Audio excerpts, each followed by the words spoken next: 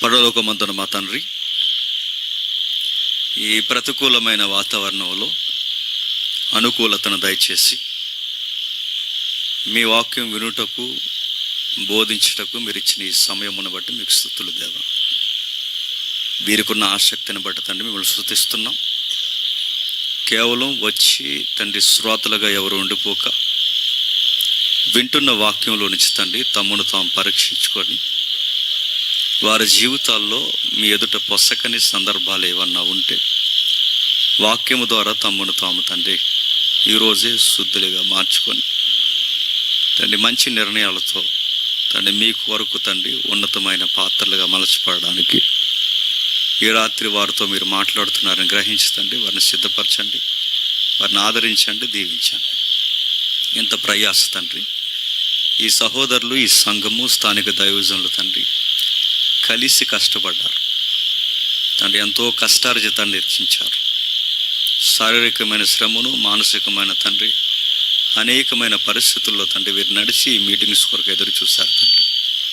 ఇది కేవలం ఎవరి పేరు ప్రఖ్యాతుల కొరకు కాదు, కానీ కనీసం ఒక్కరైనా మారాలన్న ఆశ తండ్రి. ఆ ఒక్క ఆత్మను తండ్రి మీరు మార్చండి తండ్రి, మీరే కలగజేసుకోండి. ఆ నూతనమైన వ్యక్తులను తండ్రి మీ రాజ్యంలో, సంఘంలో చేరుస్తారని కోరుతూ తండ్రి నిలబడిన మేము తండ్రి వీరికి ఎలా చెబితే అర్థం అవుద్దో వారికి అర్థమయ్యేలా చెప్పడానికి తండ్రి మీరే నన్ను నడిపించండి, మీరే వాడుకోండి తండ్రి. ఈ సామాన్యమైన తండ్రి ఈ సంగతులు మా జీవితాల్లో గొప్ప కార్యాలు తీసుకొచ్చేలా మాతో మాట్లాడతారని కోరుతూ అందరినీ మీ చేతులకు అప్పగిస్తూ క్రీస్తున్నాము నీ ప్రార్థన సమర్పిస్తున్నాం తండ్రి. ఆమె ఈ సౌండ్ పెడతాము, మానిటర్ సౌండ్ పెట్టండి. ఇక దయచేసి ఎవరు అటు ఇటు తిరగొద్దు.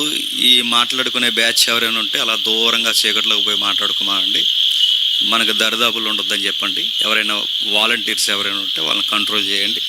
మరీ దేవుని సభలో భయం లేని వ్యవహారం మంచిది కాదు. అక్కడ ఎవరైనా ఉంటే అక్కడికి వెళ్ళిపోమని చెప్పండి. అలా ఏకలో పక్కపక్కలు ఏమైనా ఉంటే అక్కడ పొమ్మని చెప్పండి.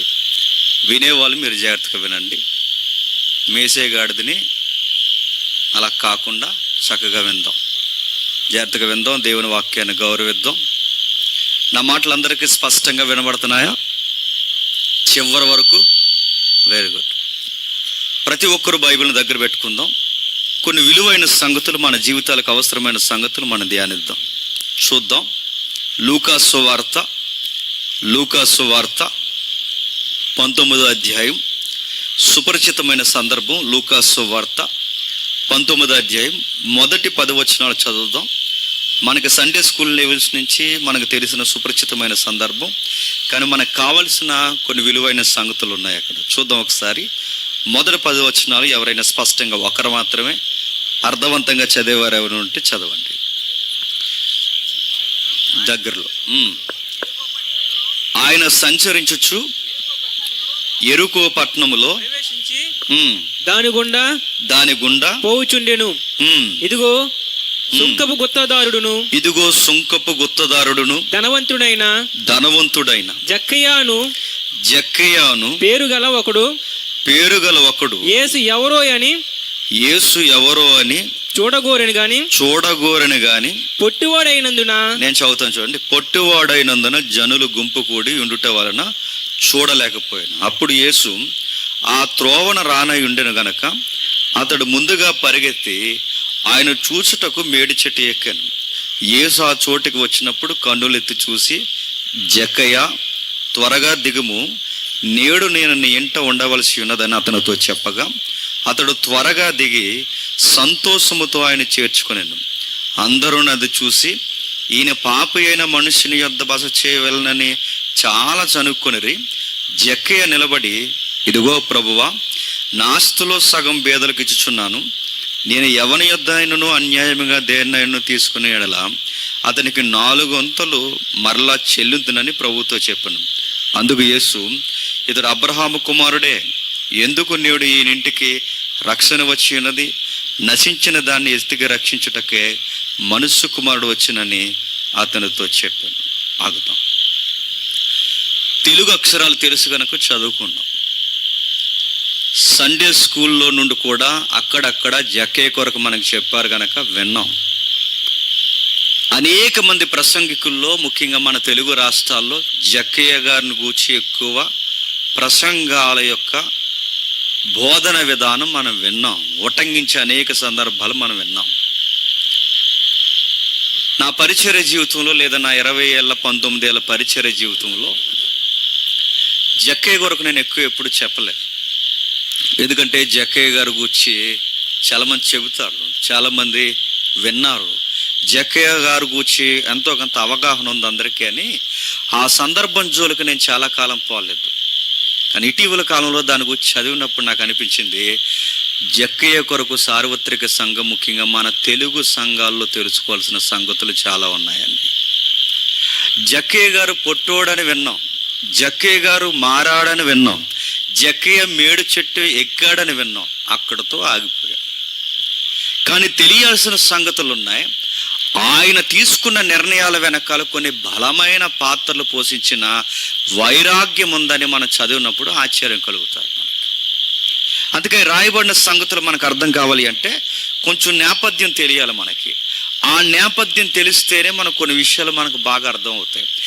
ఏ నేపథ్యం తెలియకుండా మనం బైబిల్ చదివితే, తెలుగులో సామెత ఉంది, గుడ్డెద్దట, అది గుడ్డెద్ది చేలో పడితే ఏమవుద్ది, అది గుడ్డిది, దానికి చాలా ఆకలేస్తుంది. ఆ ఆకలి వెనకాల దానికి బంగారం లాంటి పంట ఉంది, ఆ పంట ఎదురుగుందని దానికి తినడం చేతనవ్వట్లేదు. ఎందుకు, అది గుడ్డిది.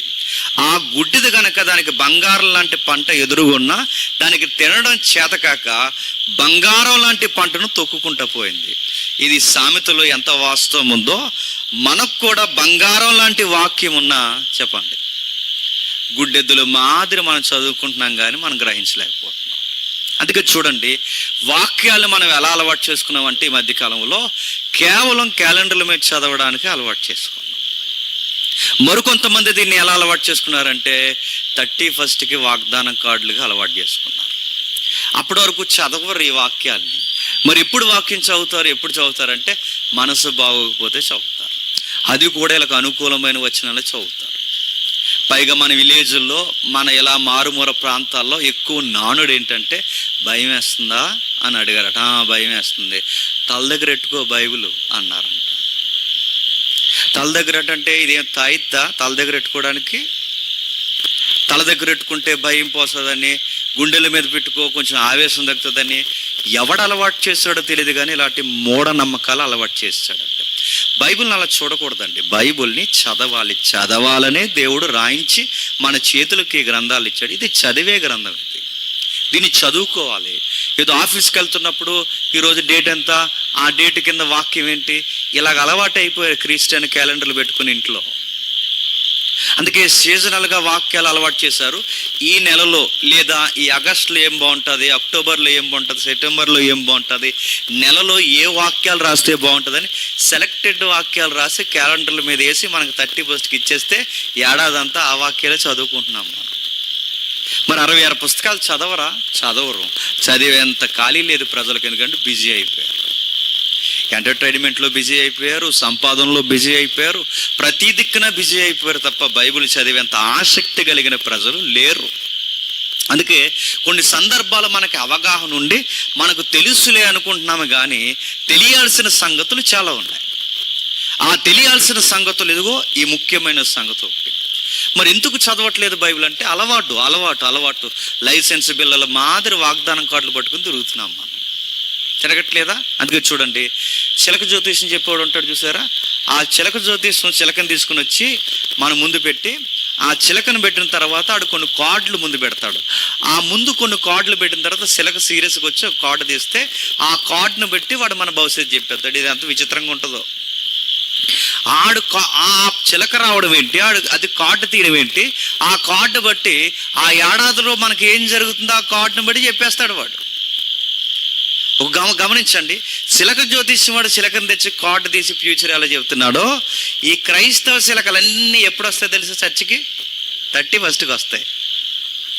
ఈ చిలకలన్నీ అప్పుడు వచ్చి ఏం చేస్తాయి? 31st కార్డులు ఏరుకుంటాయి. నా ఫ్యూచర్ ఎక్కడుంది, నా ఫ్యూచర్ ఎక్కడుంది. ఈ ఏడాది నా భవిష్యత్తు ఏంటి అంటే ఈ కార్డులు ఏరుకోవడానికి వస్తున్నాయి ఈ చిలకలు. మరి అప్పటి వరకు చర్చకు రారు. ఈ ఏడాది అంతా బలాదూరు తిరిగాం ప్రభువా, అయినా మమ్మల్ని భరించి నీ రెక్కల చాటున బలంగా మమ్మల్ని కాపాడో, మళ్ళీ ఈ ఏడాది వస్తున్నాం, చిన్న నీకు హాయ్ బాయ్ చెప్తాం, మాకు లైసెన్స్ ఇచ్చే తీసుకుని వెళ్ళిపోతామని 31st వస్తారు వీళ్ళ.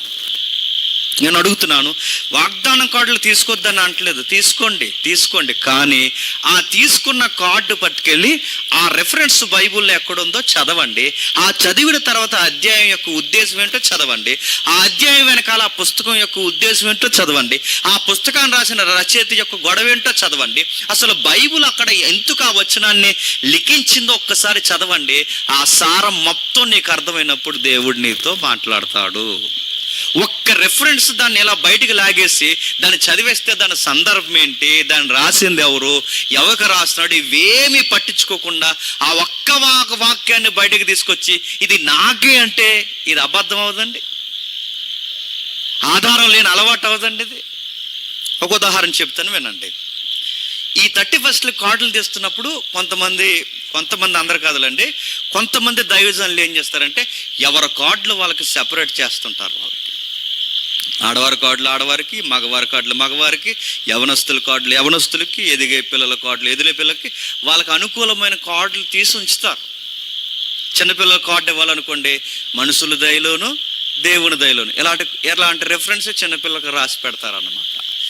కొత్తగా పెళ్ళైన వారు ఉన్నారనుకోండి, వాళ్ళకి ఇదిగో దేవుడు మీకు మగబిడ్డని వచ్చే ఏడాదికి మగబిడ్డని ఇస్తాను సారాంశం అందరి ముందు చూసారా, అలాంటి కార్డు ఒకటి వేస్తారనమాట. ఇలా ఎవరు సెపరేట్ వాళ్ళకి వేస్తారు. ఈ లోపల 31st ఎన్ని పనులు ఉంటాయండి దైవజనులకి? చాలా పెద్ద ప్రాజెక్టులు ఉంటాయి. ఎందుకంటే ఎప్పుడు రాని భక్తులందరూ 31st వస్తారు. ఆ రోజు పెద్ద కానా ఉంటుంది, దాని పేరు బడా కానా అంటారు. దాన్ని బడాకార అంటే పెద్ద భోజనం పెడతారు ఆ రోజు. అంటే ఈ భక్తులందరూ అప్పుడు వస్తారు. వచ్చినప్పుడు మరి కక్క ముక్క డొక్క ఇవన్నీ అరేంజ్ చేయాలిగా. ఇవన్నీ అరేంజ్ చేయాలి మరి పాస్టర్ గారు, ఎందుకంటే బ్యాచ్ కూడా కనీసం ఏదో సాయం చేద్దామని ఆ టైంకి రారు. అంత లాస్ట్లో వస్తారు రిబ్బన్ కటింగ్ చేయడానికి. మరి ఈ లోపల ఈ పనులన్నీ ఎవరు చేసుకోవాలి? పాస్టర్ గారే చేసుకోవాలి. కాస్త దగ్గరగా ఉన్న పిల్లలు ఎవరైనా ఉంటే వాళ్ళని ఎంటేసుకుని చేసుకోవాలి. ఈ టైంలో పాస్టర్ గారికి వాగ్దానం కార్డులు రెడీ చేయాలి, భోజన కార్యక్రమాలు రెడీ చేయాలి, ఎవరెవరిని మళ్ళీ పొగడాలో, ఎవరెవరు కూర్చి జ్ఞాపకం చేసుకోవాలో, ఈ ఏడాదిలో సహకరించిన వాళ్ళు ఎవరు, ఎంత ప్రాజెక్ట్ అంతా ఉంటుంది. ఇన్ని కార్యక్రమాలు ఆయన సిద్ధపాటు అయినప్పుడు ఈ లోపల వాగ్దానం కార్డు రెడీ చేసి, ఒరే సాయంత్రం వస్తాను, నేను కొంచెం పని మీద బయటకు వెళ్తున్నాను, ఇవి జాగ్రత్తగా నేను వచ్చిన తర్వాత నాకు మళ్ళీ ఇచ్చే, నేను సాయంత్రం అందరికీ పంచుతానని సంఘంలో ఉన్న కుర్రగాడికి పాస్టర్ గారు కార్డులు ఇచ్చారు. ఈ కుర్రగాడు, కొంతమంది ఎక్స్ట్రీమ్ కుర్రగాళ్ళు ఉంటారండి సంఘంలో, కంగారగాళ్ళు. అలాంటి కుర్రగాడు కొడుకు ఇచ్చాడు. వీడు ఏం చేశాడంటే అటు ఇటు తిరిగి కంగారు, వీడి చెప్పిన పని చెప్పిన పని చేసేదానికన్నా అనవసరమైన పనులు ఎక్కువ చేస్తాడనమాట ఈ కుర్రగాడు. వీడు చేస్తూ ఏం చేశాడంటే ఈ కంగారులు వీడు కార్డులు కలిపేశాడు. ఈ విషయం పాస్టర్ గారు చెప్తే పాస్టర్ గారు చీ అంటారని చెప్పలేదు. పాస్టర్ గారికి ఏమీ తెలియకుండా కార్డులు తెచ్చి పాస్టర్ గారికి ఇచ్చేస్తే పాస్టర్ గారికి ఈ విషయం తెలియదు. పాస్టర్ గారు సీరియస్గా ప్రేయర్ అయిన తర్వాత సరిగ్గా 12:30 దాటిన తర్వాత ఎవరి కాళ్ళకి లైన్లో కార్డులు ఇచ్చేస్తున్నాడు ఈయన. ఈ కార్డులు ఇచ్చేస్తుంటే వాళ్ళ కార్డులు వీళ్ళ కార్డులు వాళ్ళకి కలిసిపోయేగా. ఈ లోపల ఒక పెళ్లిగాని కుర్రాడు కార్డు వచ్చింది. ఆ కార్డులు ఇలా ఉంది. ఆ కార్డులు ఏముందంటే వచ్చే ఏడాది గర్భవతి అవుతానుంది. అవుతాడా? చస్తాడాడు? అవుతాడా? ఇప్పుడు ఆడికి ఆ కార్డు వచ్చింది అనుకోండి, లాజిక్ పని చేస్తే ఏం చేయాలి? అసలు ఈ రెఫరెన్స్ ఎక్కడుంది, ఎవరి కోసం చెప్పాడు, నాకెందుకు ఈ కార్డు వచ్చింది, దీనికి ఏమైనా సందర్భం ఉందని చదవడం జ్ఞానవంతుల లక్షణం అంటారు. ఏ కార్డు పడితే ఆ కార్డు పట్టుకెళ్ళిపోయి దానికి ఒక సందర్భం లేదా, దాన్ని ఒక విధంగా చదివేంత బాధ్యత లేదా? చదవాలి వాక్యాలు. అందుకే చెప్పే నా చేతుల్లో బైబిల్ పెట్టాడు, వినే మీ చేతుల్లో బైబిల్ పెట్టాడు. ఎందుకు బైబిల్ పెట్టాడు? చదువుతామని పెట్టాడు, చదువుకుంటామని పెట్టాడు. అందుకే మన దేవుడు ఊహల్లో ఉన్న దేవుడు కాదు, మన దేవుడు గాల్లో ఉన్న దేవుడు కాదు, మన దేవుడు ఎవడికి వాడే ఊహించుకోండి అని చెప్పుకున్న దేవుడు కాదు. మన దేవుడికి ఒక సిస్టమేటిక్ ఉంది. ఆయనకు ఒక క్రమానుగతమైన తనను తాను బయలుపరుచుకున్న విధానం ఉంది. ఆయన ఎక్కడ బయలుపరుచుకున్నాడు? కొండల మీద కాదు, మెట్టల మీద కాదు, నదుల మీద కాదు. ఆయన తనను తాను ఎక్కడ బయలుపరుచుకున్నాడంటే 66 పుస్తకాల్లో బయలుపరుచుకున్నాడు. ఈ 66 పుస్తకాలు నువ్వు చదివితేనే ఆయన అంటే ఏంటో నీకు అర్థమవుద్ది. ఆయన అంటే ఏంటో నీకు అర్థమైతే ఆయనతో నువ్వు ఎలా సహవాసం చేయాలో నీకు అర్థమవుద్ది. అందుకే ఈ వాక్యాలు మనం చదవాలి. ఇది చదవకపోతే ఎఫెక్ట్ అవుతాం, నష్టపోతాం, మనల్ని మనమే మోసం చేసుకునేవారు అవుతాం. మరొక ఉదాహరణ చెప్పి సందర్భంలోకి వెళదాం. రాజమండ్రికి అంటే వెస్ట్ గోదావరికి ఈస్ట్ గోదావరికి మధ్యలో రోడ్ కమ్ రైలు బ్రిడ్జ్ ఉంటుంది, మీకు తెలుసు కదండి. మన ఇండియాలో రెండవ అతిపెద్ద బ్రిడ్జ్, మొదటి బ్రిడ్జు ఆ నర్మదా నది మీద ఎక్కడో ఉంది అటు నార్త్లో, రెండవ బ్రిడ్జు మందే పెద్దదే, చాలా పొడవైన బ్రిడ్జ్ అది. మీరు రాజమండ్రి నుంచి వెస్ట్ గోదావరి దిగుతుంటే సరిగ్గా బ్రిడ్జి దిగుతున్న టైంలో కరువు స్టార్ట్ అవుద్ది, ఇలా ఒక మలుపు స్టార్ట్ అవుద్ది. ఆ మలుపు స్టార్ట్ అవుతున్న దగ్గర మేము వెస్ట్ గోదావరి మీటింగ్ అవగొట్టుకుని మేము వస్తున్నాం. మేము వస్తుండగా సరిగ్గా ఆ బ్రిడ్జ్ 1 కిలోమీటర్ పైకి ఎక్కిన తర్వాత ఆ అప్లో ఏం కనబడుతుందంటే ఒక బైక్ అలా పడిపోయి మా ఎదురుగా ఆ బైక్ యొక్క లైట్ మా కళ్ళ కొడుతుంది, అంటే మా కారుకి కొడుతుంది. మరి ఎవరో పడిపోయారు, లేపుదామని మేము అనుకున్నాం. ఎందుకంటే ఈ నైట్ టైం మీటింగ్స్ అయ్యి ఇంటికి వెళుతున్న టైంలో ప్రతిరోజు ఎవరో ఒకరు పడడం, ఏదో ఒకటి జరగడం, ఏదో ఒక వింతో కనీసం కుక్క అయినా చచ్చిపోవడం, ఏదో ఒకటి కనబడుతుంది, ఏదో ఒక దృశ్యం ఈ నైట్ టైం మీటింగ్స్ నుంచి ఇంటికి వెళ్తున్నప్పుడు. అలా మాకు చాలాసార్లు పడిపోయిన వారు కనబడతారు, వాళ్ళని లేపుతాం. కొంతమంది గాయాలు ఎక్కువైతే 108కైనా ఫోన్ చేస్తారు, లేదా వాళ్ళ తాలూకు ఎవరైనా నెంబర్ తీసుకుని వాళ్ళకైనా ఫోన్. ఎందుకంటే మరి మన యేసుప్రభు మనకు చెప్పాడుగా, ఎవరైనా పడిపోతే మంచి సమరయుడి వల్ల ఉండాలని. కాబట్టి కేవలం ప్రసంగాలు చేయడమే కాదు, ఇతరులకి మనం సహాయకులుగా కూడా ఉండాలని మన దేవుడు మనకు చెప్పాడు కనుక అందరి వల్లే రోడ్డు మీద ఏదైనా ఇబ్బంది జరిగితే చూసి వెళ్ళిపోలేము. ఎందుకంటే మన దేవుడు మన మనస్సును గిచ్చుతాడు. అదే అలవాట్లో ఏం చేసామంటే ఆ బైక్ పడిపోయింది, ఎవరో పడిపోయి ఉంటారు, లేపుదాంలే అనుకున్నాం. కానీ తీరా దగ్గరికి వెళ్ళేసరికి బైక్ ఆన్ అయి ఉంది. ఆ బైక్ ఆన్ అయి ఉన్నది, ఇంకా ఏం జరిగిందని లోపలికి వెళ్ళి ఎదరికెళ్ళి చూసేసరికి ఒక మనుష్యుడు పడిపోయాడు. ఈ మెదడు ఉంటుంది చూసారా, పెరుగు ముద్ద లేదా జున్నుగడ్డ బయట పడిపోతే ఎలా ఉంటుందో సేమ్ ఆ మెదడంతా రోడ్డు మీద అలా పడిపోయి ముక్కలుగా పడిపోయి ఉందండి. ఈ ఫేస్ అంతా రోడ్డుకు నొక్కేసింది, ఈ 2 చేతులు వెనక్కిపోయాయి. ఆ మనుషుడు చాలా ఘోరంగా ఏకతజీవంగా ఉన్నాడు. నాకు తెలిసి చాలామంది అప్పటికే చూసుంటారు, అసలే మనిషి చనిపోయాడు, ఎందుకు వచ్చిన గొడవరని ఎవరికాడ వెళ్ళిపోయాడు. కానీ మనం వెళ్ళలేము, ఎందుకంటే దేవుడు అడుగుతాడు మనల్ని. అందుకే ఆగిన తర్వాత 100కి ఫోన్ చేస్తే ఆ రోజు నైట్ బీట్ ఎవరైతే ఉన్నారో వాళ్ళు ఫోన్ ఎత్తారు. ఆ డైరెక్ట్ ఆ స్టేషన్ ఇన్ఛార్జ్ నుంచి బీట్ వాళ్ళు ఫోన్ చేశారు. ఎవరయ్యా మీరని అడిగితే, నేను కూడా పోలీస్ డిపార్ట్మెంట్లో పనిచేస్తున్నాను, రాజమండ్రి క్రైమ్ బ్రాంచ్లో. నేను ఒక బాడీని చూశాను సార్, ఇక్కడే ఉంది, నేను బ్రిడ్జి మీద చూశాను అంటే వేరు కూడా అక్కడ ఉండండి, మేము వస్తున్నాం అని చెప్పి అక్కడికొచ్చారు. నాకు తెలిసిన ఇన్ఛార్జ్ కూడా మా సార్. వచ్చిన తర్వాత ఈ వస్తున్న లోపు వీళ్ళు ఏమన్నారంటే, ఏమన్నా ఉంటే ఎతకండి అని చెప్పారు. ఏమైనా ఆధార్ కార్డులు కానీ ఏమన్నా ఐడి కార్డ్స్ కానీ ఏమన్నా చూడండి, లోపు ఇన్ఫర్మేషన్ ఇవ్వడానికి బాగుంటుంది, వాళ్ళు తాలూకా వస్తారని చెప్తే మేము ఎతుకుతున్నాం. ఇలా ఎతుకుతుంటే ఒక ఐప్యాడ్ దొరికింది. ఇంకా ఏమైనా ఉంటాయంటే ఆయనకు బ్యాగ్ ఉంది. ఆ బ్యాగ్లో ఏముంటుందని చూస్తే ఆయన పర్స్ పెట్టున్నాడు, ఒక హ్యాండ్ బ్యాగ్ ఉంటే ఆ పర్స్ పెట్టున్నాడు. ఆ పర్సులో ఏముంటాయని తీస్తే ఆ పర్సులో ఒక ఐడి కార్డు ఉంది. బాధాకరమైన విషయం, ఆయన కూడా పోలీసే, సెంట్రల్ పోలీస్ ఆయన. ఇంకా ఏముంటాయని ఎదిగితే ఆ తీసిన తర్వాత ఆ పర్సులో 2 పిల్లల ఫోటోలు ఉన్నాయి, ఆయన పిల్లల ఫోటోలు, ఎంతమంది పిల్లలు ఉన్నారని చక్కగా. తన భార్య ఫోటో కూడా ఆ పర్సులో ఉంది. ఇంకా బాధాకరమైన విషయం ఏముంటాయని ఇంకా బ్యాగ్లో చెక్ చేస్తే ఒక వాగ్దానం కార్డు ఉంది. ఏముంది? ఒక వాగ్దానం కార్డు ఉంది. ఆ కార్డులో ఇలా రాయబడింది, ఈ ఏడాది నిన్ను ఫలభరితంగా మారుస్తానని వాడక భాష రెఫరెన్స్ ఉంది అక్కడ. ఈ ఏడాది నిన్ను ఫలభరితంగా మారుస్తానుంది. కానీ రాయబడిన వాక్యం చూస్తే ఈ భూమి మీద ఫలభరితంగా మారుస్తానని రాయబడింది. వాగ్దానం కార్డు చూస్తేనేమో అలా రాయబడింది, వ్యక్తి చూస్తేనేమో ఇలా పడిపోయాడు. ఇప్పుడు దీన్ని బట్టి మీకు ఏమర్థమవుతుంది? కేవలం వాగ్దానం కార్డులు నమ్ముకొని ఈ ఏడాదంతా మనకు అలాగే జరిగిపోద్దంటే ఎవరు అమాయకులు చెప్పండి? బైబిల్ చదవని మనమే అమాయకులను గుర్తుపెట్టుకోవాలి. బైబిల్ చదవాలి. అంత పెద్ద ఆఫీసర్ ఆయన చక్కగా ఉన్న ఆయన కేవలం వాగ్దానం కార్డు పట్టుకుని బాగుంటుంది అనుకున్నాడు తన జీవితం, కానీ తను ఎక్స్పెక్ట్ చేయని మరణం వచ్చింది తన జీవితంలోనే. అందుకే బైబిల్ ప్రతిరోజు చదవాలి, ప్రతిసారి చదువుకోవాలి. తెలిసిన సందర్భాలైనా పదే చదువుకోవాలి.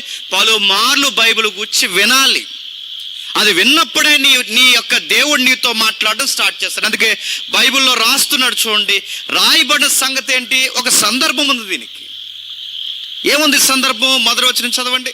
మొదటి వచనం, ఆయన సంచరించుచు ఎరుకో పట్టణంలో ప్రవేశించి. బ్రదరు హమింగ్ ఏదో వస్తుంది చూసారా? వస్తుంది, గీవని సౌండ్ ఏదో వస్తుంది. నాకు కొంచెం ఇది కొంచెం ఇలా తిప్పండి, నాకేమనబట్టలేదు.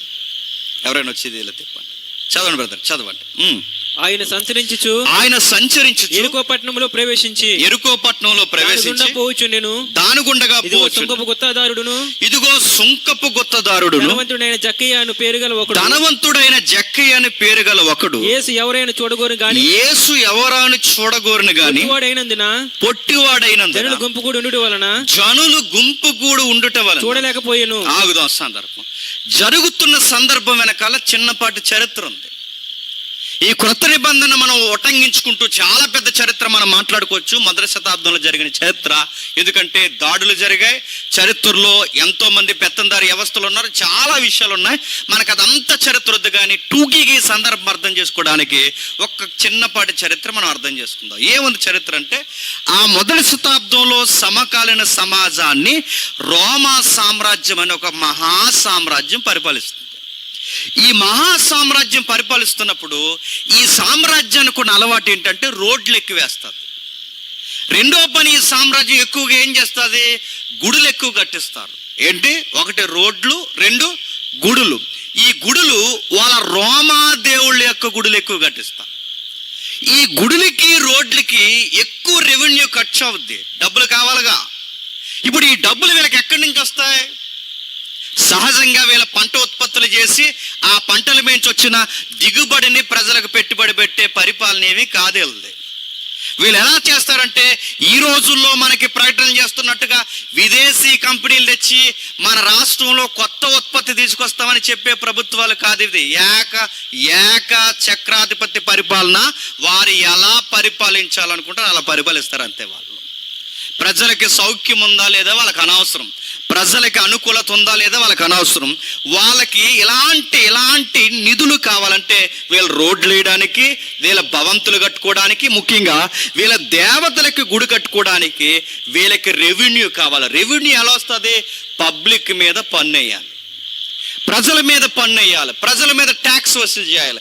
ప్రజల మీద ఎప్పుడైతే ట్యాక్స్ వసూలు చేయాలనుకున్నారో ఈ ప్రజలు అప్పటికే నలిగిపోతున్నారు, అప్పటికే ఇసుకుపోతున్నారు, అప్పటికే వీళ్ళకి సరి అయిన వసతులు, వనరులు దొరక్క ఇబ్బంది పడుతుంటే జరిగిన నష్టాలు సరిపోలేదనుకున్నారు ఏంటో తెలియదు, కానీ వీళ్ళ మీద పన్ను వసూలు చేయడం స్టార్ట్ చేశారు. అంతే, ఒక మాట కాదు, రెండు మాటలు కాదు, పదే వీళ్ళు చెప్పి చాలా మంది ఆఫీసర్లను పెట్టి ఎట్లా అయినా సరే పన్ను వసూలు చేయాలి.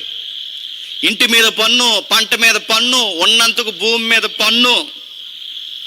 ఇంకా చెప్పాలంటే రోమా ప్రభుత్వం యొక్క అధికారం కింద బతుకుతున్నందుకు, సిటిజన్షిప్ ఉన్నందుకు, సిటిజన్షిప్ ఉంటే ఒక పన్ను, లేకపోతే మరో పన్ను. పౌరులకు ఒక పన్ను, పౌరులు కాకపోతే ఒక పన్ను. పన్నుల మీద పన్ను వేస్తున్నారు, ట్యాక్స్ చాలా వసూలు చేస్తున్నారు. ఈ ట్యాక్స్ ఇలా వసూలు చేస్తూ ప్రజల్ని ముక్కు పిన్నడం స్టార్ట్ చేశారు. దీని బైబిల్ ఏమని రాశాడంటే సొంకం అని రాశాడు. ఏమన్నాడు? సొంకం. మన భాషలో పన్ను, మనకి ఇంకా సుపరిచితమైన పదం ట్యాక్స్ అన్నారు. అంటే ఈ ట్యాక్స్ లేదా ఈ పన్ను లేదా ఈ సొంకం ఈ ప్రజల మీద ఎప్పుడైతే వసూలు చేశారో వీళ్ళకి, యూదులకి సిర్రెత్తిపోయే పనులు చేసేవారు ఈ గవర్నమెంట్. ఎందుకంటే ఈ ఇశ్రాయేలు యూదులు ఎవరైతే ఉన్నారో వీళ్ళు కూడా ట్యాక్స్ కడుతున్నారు. ఎందుకంటే ఇశ్రాయేలు యూదుల్ని ఇప్పుడు దావీదు పరిపాలించట్లేదు ఈ అధ్యాయానికి. ఇశ్రాయేలు యూదుల్ని ఇప్పుడు సొలొమోను పరిపాలించట్లేదు ఈ లూకా సువార్త అధ్యాయం మనం చదువుతున్న కాలానికి. మరి ఎవరు పరిపాలిస్తారు ఈ అధ్యాయాలు చదువుతున్న టైం కంటే? రోమీయులు అనే ఒక అన్యుల ప్రభుత్వం పరిపాలిస్తుంది. ఆ అన్యులు పరిపాలించి వాళ్ళ దగ్గర పన్ను వసూలు చేస్తున్నారు.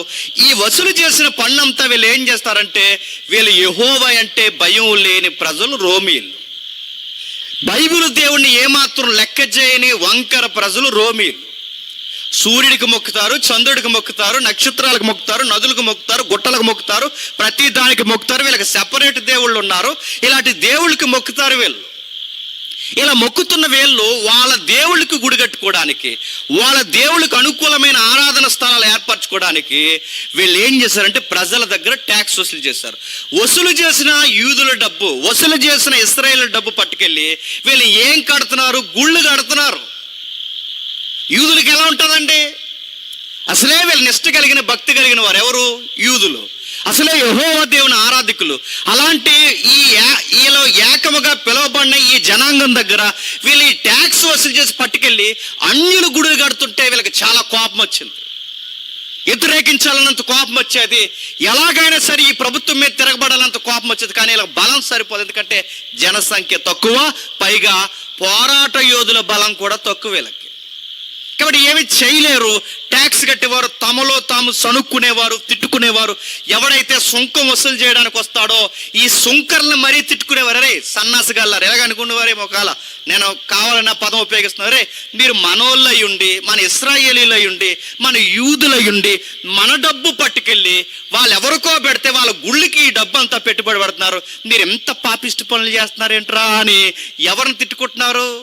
సుంకర్లను తిట్టుకుంటున్నారు. సుంకర్లు అంటే ఎవరు? ఆ వడ్డీని వసూలు, క్షమించండి, ఆ పన్ను వసూలు చేసేవాళ్ళు, ఆ సుంకాన్ని వసూలు చేసే ఆఫీసర్స్ ఎవరైతే ఉన్నారో గవర్నమెంట్ కింద, లేకపోతే ఈ గుత్తందారుల కింద ఎవరైతే ఉంటారో ఆ పని చేసే ఆ చిన్నపాటి ఉద్యోగాలు. అంటే ఒక మాటలో మీకు అర్థం కావాలి అంటే ఈ చిన్న చిన్న ప్రభుత్వానికి ప్రజలకి మధ్య చిన్న చిన్న ఉద్యోగస్తులు ఉంటారు చూసారా, ఆ కేటగిరీ అన్నమాట ఈ సుంకర్లు. వీళ్ళు చేసే పనులు ఎలా చేస్తున్నారంటే ఈ ప్రజలకంటే ఈ సుంకర్లు పైగా ఎవరెవరినో పెట్టట్లేదు, ఈ సుంకర్లు కూడా ఎవరు పెడుతున్నారంటే ఇశ్రాయేలీలనే సుంకర్లుగా పెడుతున్నారు, యూదుల్లో యూదుర్నే సుంకర్లుగా పెడుతున్నారు. అందుకే ఈ యూదుల్ని లేదా ఇశ్రాయేలీలు మనలో ఉన్న మీరు ఎలా చేస్తున్నారు ఏంట్రా అని వాళ్ళని తిట్టుకుంటున్నారు. ఎందుకంటే వీళ్ళకి బలమైన కారణాలు ఉన్నాయి. ఒకటి, వాళ్ళకి బాగా వినాలి, ఆ ప్రభుత్వానికి మీరు సపోర్ట్ చేస్తున్నందుకు వీళ్ళని తిట్టుకునేవారు. రెండోది, మన డబ్బు పట్టుకెళ్ళి వాళ్ళ యొక్క దేవతలకి గుడులు కడుతున్నందుకు ఇంకా తిట్టుకుంటున్నారు. ఇలాంటి ఉద్యోగానికి ఆఫీసర్గా ఉన్నాడట ఎవరు? జక్కయ్య గారు. ఇప్పుడు చెప్పండి, ఎరుకో టౌన్లో జక్కయ్య గారిని మంచిగా పొగుడుతారా తిడతారా చెప్పండి? ఏమని తిడతారంటే, ఇక బూతులు ఏం చెప్పకండి, ఏమని తిడతారు? ఎన్ని తిట్టకూడదు అన్ని తిట్టుకుంటారు. మన జాతికి సెడబుట్టినోడు, ఇంకా మన జాతికి అన్యాయం చేస్తున్నాడు, ఇంకా జాతి ద్రోహి, ఇంకా రాష్ట్ర ద్రోహి, ఇంకా ప్రజలు, ఇదిగో ప్రజలు, మన ప్రజలు, స్వజాతి ప్రజలు నలిగిపోతున్న కేవలం స్వార్థంతో బతుకుతున్న జలగా ఇంకెన్ని తిడతారు చెప్పండి? ఎన్ని తిట్టాలని తిడతారు. అంటే జక్కయ్య గారికి మంచి సాక్ష్యం ఏమీ లేదు టౌన్లో. జక్కయ్య గారి గురించి ఎవరో ఏం మంచిగా చెప్పుకోరు. ఎందుకంటే తమ సొంత ప్రజల దగ్గర పన్నుసులు చేస్తున్న వారిని సొంత ప్రజలు సపోర్ట్ చేస్తారా? అంటే నువ్వు నీ కుటుంబం బాగుండి మీరు ఆర్థికంగా బాగుంటే చాలు, ఇక వెనకున్న మేము ఏమైపోయినా పర్లేదంటే కనీసం మన ఇశ్రాయేలీల యొక్క పౌరసత్వం కూడా మర్చిపోయారా మీరని ఈ సుంకర్లందరినీ తిట్టుకుంటున్నారు. అలాంటి టైంలో, ఇలాంటి పరిస్థితులు అన్నీ జరుగుతున్న టైంలో సరిగ్గా అదే టౌన్కి మన ప్రభు అయిన యేసుక్రీస్తు వారు వెళ్ళారు. నా మాటలు అర్థమవుతున్నాయా? చుట్టూ వాతావరణం మర్చిపోకండి. అంటే ఓ పక్క ప్రభుత్వం ముక్కు పిండుతుంది, రెండవది ఆ ప్రభుత్వానికి కింద పనిచేస్తున్న ఉద్యోగస్తులు ప్రజలు ముక్కు పిండుతున్నారు. వీళ్ళు ఎవరంటే అటు ప్రభుత్వానికి ఇటు ప్రజలకి మధ్య రాపిడికి గురవుతున్నారు. పన్ను వసూలు చేయకపోతే వాళ్ళు ఊరుకోరు, పన్ను వసూలు చేస్తున్నందుకు వీళ్ళు ఊరుకోరు. ఈ రెండిటి మధ్య, అటు బాగా వినాలి, అటు ప్రభుత్వానికి ఇటు ప్రజలకి మధ్య ఈ సుంకర్లు, ఈ సుంకర్ల పైన కూడా మళ్ళీ ఒక హెడ్ ఆఫ్ ది ఆఫీసర్ ఉంటాడు. నా మాటలు అర్థమవుతున్నదో? సుంకరి వేరు, సుంకపు గుత్తదారుడు వేరు. మళ్ళీ సుంకరు వేరు, సుంకపు గుత్తదారుడు వేరు. సుంకరు అంటే ఇంటింటికి వెళ్ళి పన్ను వసూలు చేసేవాడు. గుత్తదారుడు అంటే ఈ వసూలు చేసిన ఈ పన్నంతా తెచ్చి ఒక ఆఫీసర్ దగ్గర పెడతారు. ఆ పన్నును వసూలు చేసే ఆఫీసర్ ఎవరైతే ఉన్నాడో ఆయనే గుత్తదారుడు. ఇప్పుడు చెప్పండి, జక్కయ్య గారు ఏ కేటగిరీకి చెందినాడు? గుత్తదారుడు అంటే ఆఫీసర్. అంటే పనికి మాలిన వాళ్ళందరికీ లీడర్ అన్నమాట ఎవరు? జక్కయ్య గారు. ఆ మాటలు అర్థమవుతుందో? ప్రజలు తిట్టుకునే వాళ్ళందరికీ లీడర్ అన్నమాట. ఓ మాట తెలుగులో సామెత ఉంటుంది, దొంగ కాకులకి తల్లి కాకి ఎవరు చెప్పండి? అది దొంగ కాకులందరికీ తల్లి కాకులు అటోడు. ఈ కాకులే పోటీ చేస్తున్నాయి అంటే ఈ కాకిల్ని కలిసి పోటీ చేసేవాడు ఎవరు చెప్పండి? జక్కయ్య.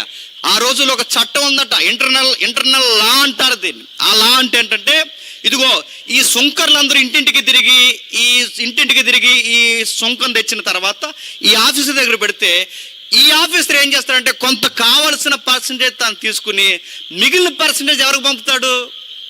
మాటలు అర్థమవుతున్నాయి? అంటే సగం ఇక్కడ నొక్కేస్తారు. ఎక్కడ?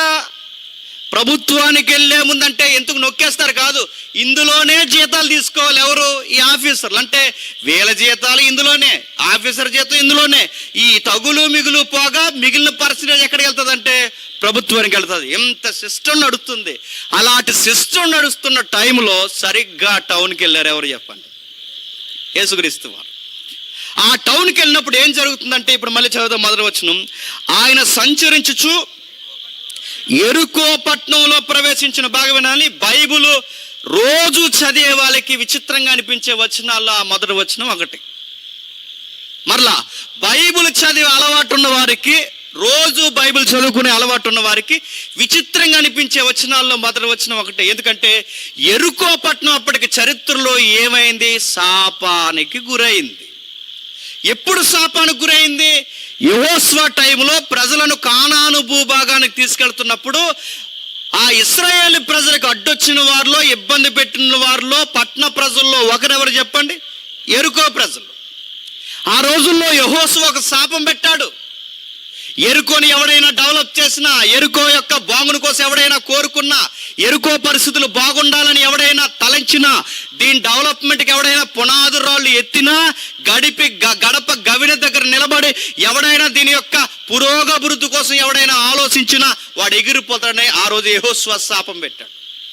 రెండవది, ఆ శాపం ఎప్పుడైతే పెట్టాడో ఆ శాప నివారణ కాస్త తాత్కాలికంగా ఎక్కడాగిందంటే ఎలీసా కాలం వచ్చేసరికి ఆగుతుంది. ఎక్కడికి?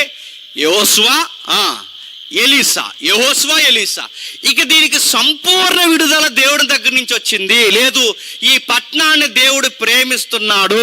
యెహోషువ శాపం పక్కన పెట్టి మరలా ఈ ప్రజలను ప్రేమిస్తున్నాడు అనడానికి గుర్తు ఏంటంటే, దైవ కుమారుడైన దీనుడికి వచ్చిన దేవుని కుమారుడు యేసుక్రీస్తు సరాసరి ఏ పట్టణంలోకి వెళ్తున్నాడు అంటే, ఈ పట్టణం ఒకప్పుడు విడవబడిన పట్టణం, ఒకప్పుడు ఈ పట్టణం శాపగ్రస్తమైన పట్టణం, ఒకప్పుడు ఈ పట్టణం దేవునికి విరుద్ధమైన పట్టణం.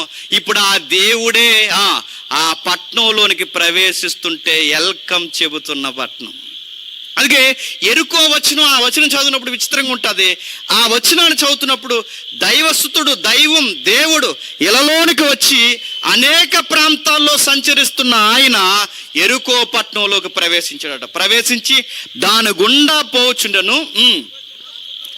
ఇదిగో సుంకపు గుత్తదారుడును ధనవంతుడైన జక్కయ్య. ఏంటట? ఎవరంటేనా? సుంకపు గుత్తదారుడు. మళ్ళీ క్లారిటీ ఇస్తున్నాను. సుంకపు గుత్తదారుడు ఎవరు? సుంకపు గుత్తదారుడు. సుంకరు వేరు చెప్పాలి, గుత్తదారుడు వేడు. సుంకర్లందరి మీద ఉండే అధికారిని ఏమంటారు? సుంకపు గుత్తదారుడు. అంటే ఈ సుంకపు గుత్తదారుడు. రెండవది, ఈయన కేవలం ఈ ట్యాక్స్ వల్లే డబ్బున్నవాడు అవ్వలేదట, సహజంగానే డబ్బున్నవాడట. ఎవరు? జక్కయ్య గారు. అంటే ఒకటి, ఆయనకి ట్యాక్స్ వల్ల డబ్బు వస్తుంది. రెండు, సహజంగానే తమ పితరుల దగ్గర నుంచి ఆస్తులు ఉన్నాయి. అంటే జక్కయ్య గారికి రెండు ఆస్తులు ఉన్నాయి. ఒకటి అన్యాయపు సిరి వలన ఆస్తి ఉంది, రెండు న్యాయపరమైన ఆస్తుంది. అంటే రెండు ఆస్తులు ఉన్నాయి. ఎవరికి? జక్కయ్య గారికి. ఆస్తులు ఉన్నాయి చెప్పండి, ఈ ఆస్తులు ఉన్నాయి, రెండు ఆస్తులు ఉన్నాయి. జక్కయ్య అనే పేరు మెన్షన్ చేయబడింది. జక్కయ్య అంటే మిమ్మల్ని అడుగుతున్నాను చెప్పండి, జక్కయ్య అంటే పొట్టోడు అనకండి, చెప్పండి. జక్కయ్య అంటే కొంచెం అర్థం కావడానికి, జక్కయ్య అంటే జకరయ్య అనే పేరుందా బైబిల్లో? జకరయ్య పేరులోంచి వచ్చిన పేరే జక్కయ్య. మరలా జకరయ్య అనే పేరు నుంచి వచ్చిన మరో పేరే జక్కయ్య. జక్కయ్య అనగానే ఏమని అర్థం ఉందంటే బైబిల్ అలా చెప్తుంది, శుద్ధుడు. ఎవడట? పరిశుద్ధుడు అని అడుగుతున్నాను. జక్కయ్య పేరు ఒకటే చెప్పండి, తీరు ఒకటి. జక్కయ్య పేరేంటి? శుద్ధుడు అని అడుగుతున్నాను. శుద్ధుడుగా ఉన్నాడండి, ప్రజలు తిట్టుకుంటున్నారు. ప్రజలు నాశనకరమైన వ్యక్తిగా తిట్టుకుంటున్నారు. ప్రజలు ఏమాత్రం పొగడట్లేదు. ఆయన పేరు ఒకటి చెప్పండి, ఆయన తీరు ఒకటి. మనలో చాలా మంది పేర్లు ఒకటే, తీర్లు ఒకటే. ఎవడండి వీడు ఎలా ఉన్నాడంటే, ఆడెవడో తెలుసా? ఆడ అబ్రహాం గారు బ్యాందీ తాగి పడిపోతారు ఏటో మరి. అబ్రహాం గారు బ్యాందీ తాగేస్తారు. ఈడెవడండి డ్రైనేజ్ పక్కన తొలెత్తుందంటే మోసే గారు సారా తాగేస్తారు. ఈవిడ ఎవరండి ఇంత పచ్చిపుత్రులు మాట్లాడుతుంది? ఎవరండి అంటే ఎవరనుకుంటున్నారు? మరియం బూతులు మాట్లాడుతుంది, ఎస్తేరం బూతులు మాట్లాడుతుంది. అంటే పేర్లేమో మంచివి చెప్పండి, తీర్లేమో చండాలమైనవి. అందుకే జక్కయ్య పేరు చాలా మంచిది. శుద్ధుడు మరొక పర్యాయ పదం ఉంది, అమాయకుడు మరొక పర్యాయ పదం ఉంది, దేవునికి ఇష్టుడు. అరే అన్ని పర్యాయ పదాలు బాగున్నాయి ఈ పేర్ల అర్థాలు. కానీ ఆయన పేర్లున్న అర్థాలకు తగిన ఇష్టమైన ప్రవర్తన ఎవరికి లేదండి, జక్కయ్యకి లేదు. అందుకే జక్కయ్య పేరొకటి తీరొకటి. చదువుదాం 2వ వచనం చదువుదాం. దాని గుండా పోవుచుండెను, ఇదిగో సుంకపు గుత్తాదారుడును, ధనవంతుడైన జక్కయ్య అని పేరు గల ఒకడు, యేసు ఎవరో అని చూడగోరని గాని పొట్టివాడైనందున జనులు గుంపు కూడి ఉండుట వలన చూడలేకపోయాను. ఆగుదాం. చిన్నప్పుడు ఒక పద్యం ఉండేది. పద్యం, మేడు చెట్టు మేడు పండు. చెప్పండి. మేడు పండు చూడు, పొట్ట విప్పు చూడు. ఈ సామెత ఎవరికి సరిపోతుంది చెప్పండి? జక్కయ్య పేరేమో మేడు పండు లాంటి పేరు, పట్టిప్పితే అంటే బతుకిప్పితే అన్ని పురుగులే.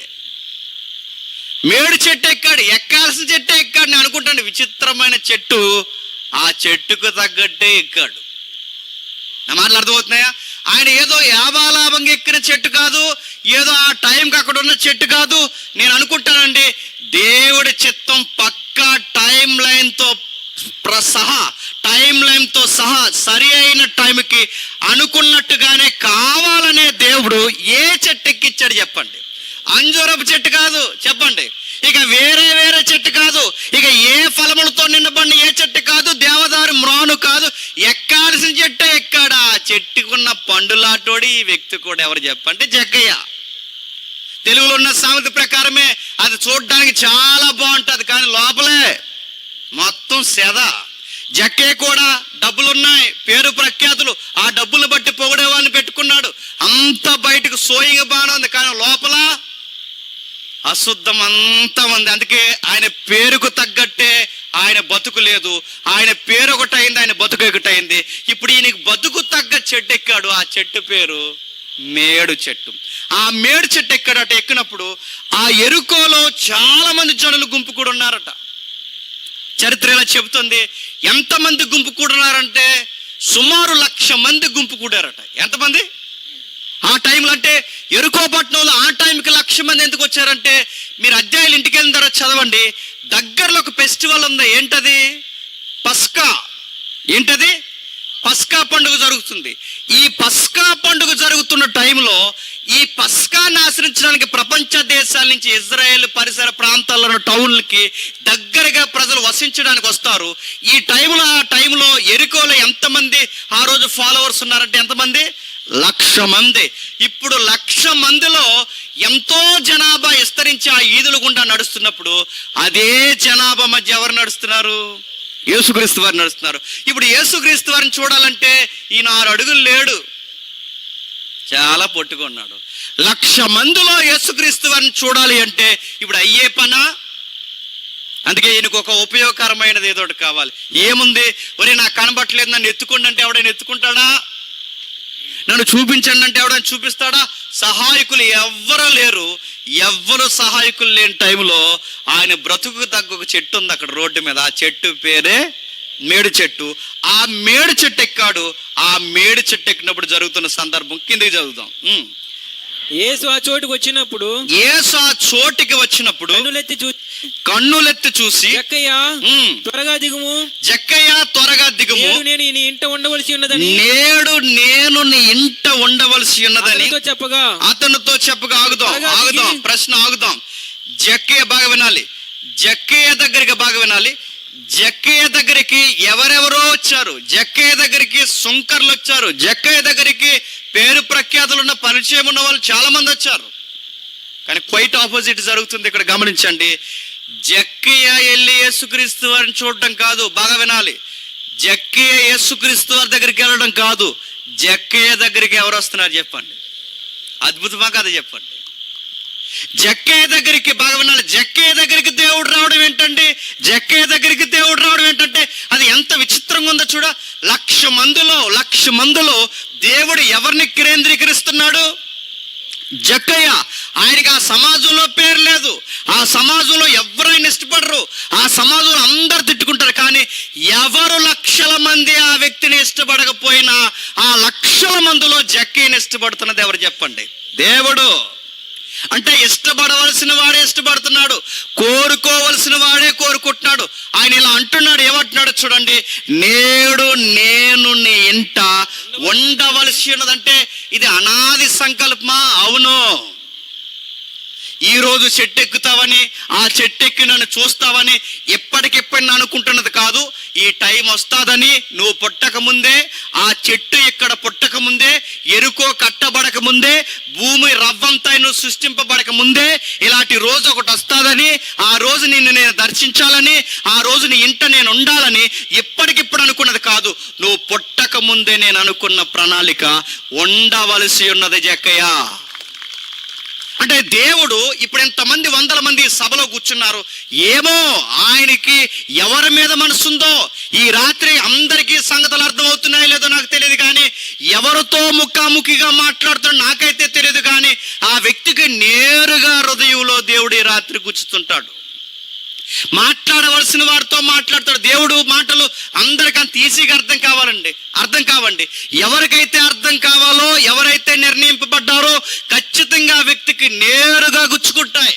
అందుకే లక్షల మందికి యేసు ప్రభు వారు గుచ్చిన ఆ చెంత ఎక్కలేదు, కానీ ఎవరికి ఎక్కుతుంది చెప్పండి? జక్కయ్య అంటున్నాడు, నేను నీ ఇంట ఉండవలసి ఉన్నది. ఈ సందర్భం చదువుతుంటే ఎలా ఉందో తెలుసా? ఈ సందర్భం చదువుతుంటే అంటే ఈ టైమింగ్ జరిగే టైంకి జక్కయ్య అనే ఒక వ్యక్తితో మాట్లాడాలని, టైం ఇంకా కదలకు ముందే, కాలం ఇంకా ప్రారంభం అవ్వక ముందే, కాలానికి ముందే కోరుకున్న మనుషుడు ఎవరు చెప్పండి? జక్కయ్య. అంటే మన దేవుడు ప్రతి వ్యక్తిని ఈ రోజు మనం మారుతామని ఈ రోజు మనం అనుకుంటాం. మనం ఏ రోజు మారుతామో, ఎప్పుడు వస్తామో, ఏ టైంకి ఆ వ్యక్తికి మాటలు తగలాలో ముందే ప్రణాళిక సిద్ధం చేసి ఉంచే గొప్ప దేవుడు ఎవరు చెప్పండి? మనం నమ్ముకున్న దేవుడు. గుర్తుపట్టండి, ఆయన గొప్ప దేవుడు, ఆయన కోరుకున్న దేవుడు, ఆయన ఖచ్చితంగా మన కొరకు ఎదురు చూస్తాడు. జక్కయ్య వెళ్ళడం కాదండి, జక్కయ్య దగ్గరికే దేవుడు వచ్చాడు. మన దేవుడు ఎలా అంటాడు తెలుసా? మనం ప్రేమించాడు కనుకే, మనల్ని ఇష్టపడ్డాడు కనుకే తన సుతుడైన దైవాన్ని, దేవుడిని ఆయన దగ్గరికి మనం వెళ్ళక ముందే మన దగ్గరికి ఎవరిని పంపారు చెప్పండి? దేవుడే మన దగ్గరకు వచ్చాడు. గుర్తుపెట్టుకోండి, దేవుడే దీనుడిగా ఈ మట్టి లోకంలో సంచరించాడు. మన కొరకు ఆశ కలిగి ఆయన రెక్కలు చాచి మనం పిలుస్తున్నాడు. ఇదిగో నేను మీతో ఉండవలసి ఉన్నది అని ఆ రోజు జక్కయ్యకి చెప్తున్నాడు, ఉండవలసి ఉంది. ఈ సందర్భం చదువుతుంటే మనకు విచిత్రమైన సందర్భం స్ట్రైక్ అవ్వాలి మనకి. ఆ సందర్భం ఏంటో తెలుసా? సరిగ్గా 12 గంటలకి ఒక బావ దగ్గర కూర్చున్నాడట. ఎవరు? యేసుక్రీస్తు వారు. సరిగ్గా అదే 12 గంటలకి మిట్ట మధ్యాహ్నం వేళ కడవెత్తుకుని వస్తుంది ఒక ఆమె. ఆవిడ పేరు లేదు, సమరయ స్త్రీ అంతే. ఆ ఊరి పేరు చెప్పారు, ఆవిడ పేరేంటో తెలియదు. ఆ స్త్రీ ఆ బావి దగ్గరకు వచ్చింది. గమనించండి, ఆ బావి దగ్గరకు వచ్చే ముందు అక్కడ రాయబడిన మాట ఏంటో తెలుసా? నేను ఈరోజు సమరయ గుండా వెళ్ళవలసి ఉన్నది అంటాడు ఆయన. అంటే ఈ వెళ్ళవలసి ఉన్నది, ఉండవలసి ఉన్నది, రావలసి ఉన్నది, ఇక్కడ నేను మాట్లాడవలసి ఉన్నది, ఉన్నది ఈ పదాలు దేనికి సంకేతం? ఇది తండ్రి చిత్తమై ఉన్నది, అది సంకేతం. అంటే 1,00,000 మంది ప్రజల్లో, ఇప్పుడు ఈ 1,00,000 మంది ప్రజల్లో ఈ ప్రాజెక్ట్లో దేవుడు కోరుకునేది ఈ యొక్క జర్నీలో లేదా ఎరుకో జర్నీలో తండ్రి కోరుకుంటున్నది ఏంటో తెలుసా? ఎంతమందితో మాట్లాడతాడో లేదో తర్వాత విషయం. ఎంతమందిలో తన సుతుడు ఎవరితో మాట్లాడని తండ్రి కోరుకుంటున్నాడు? జక్కయ్యతో మాట్లాడాలని. అంటే జక్కయ్యతో మాట్లాడాలని తండ్రి ఎప్పుడో కోరుకుంటున్నాడు, ఎప్పుడో ఆశిస్తున్నాడు. అంటే తండ్రి ప్రతి ఒక్కరిని ఏ సమయానికి పిలవాలో ఆ సమయానికి సిద్ధపాటు కార్యాలు జరిగిస్తూనే వచ్చాడు. మరో మాట ఉంది చూడండి, కిందికి చదవండి. మరో మాట, త్వరగా దిగి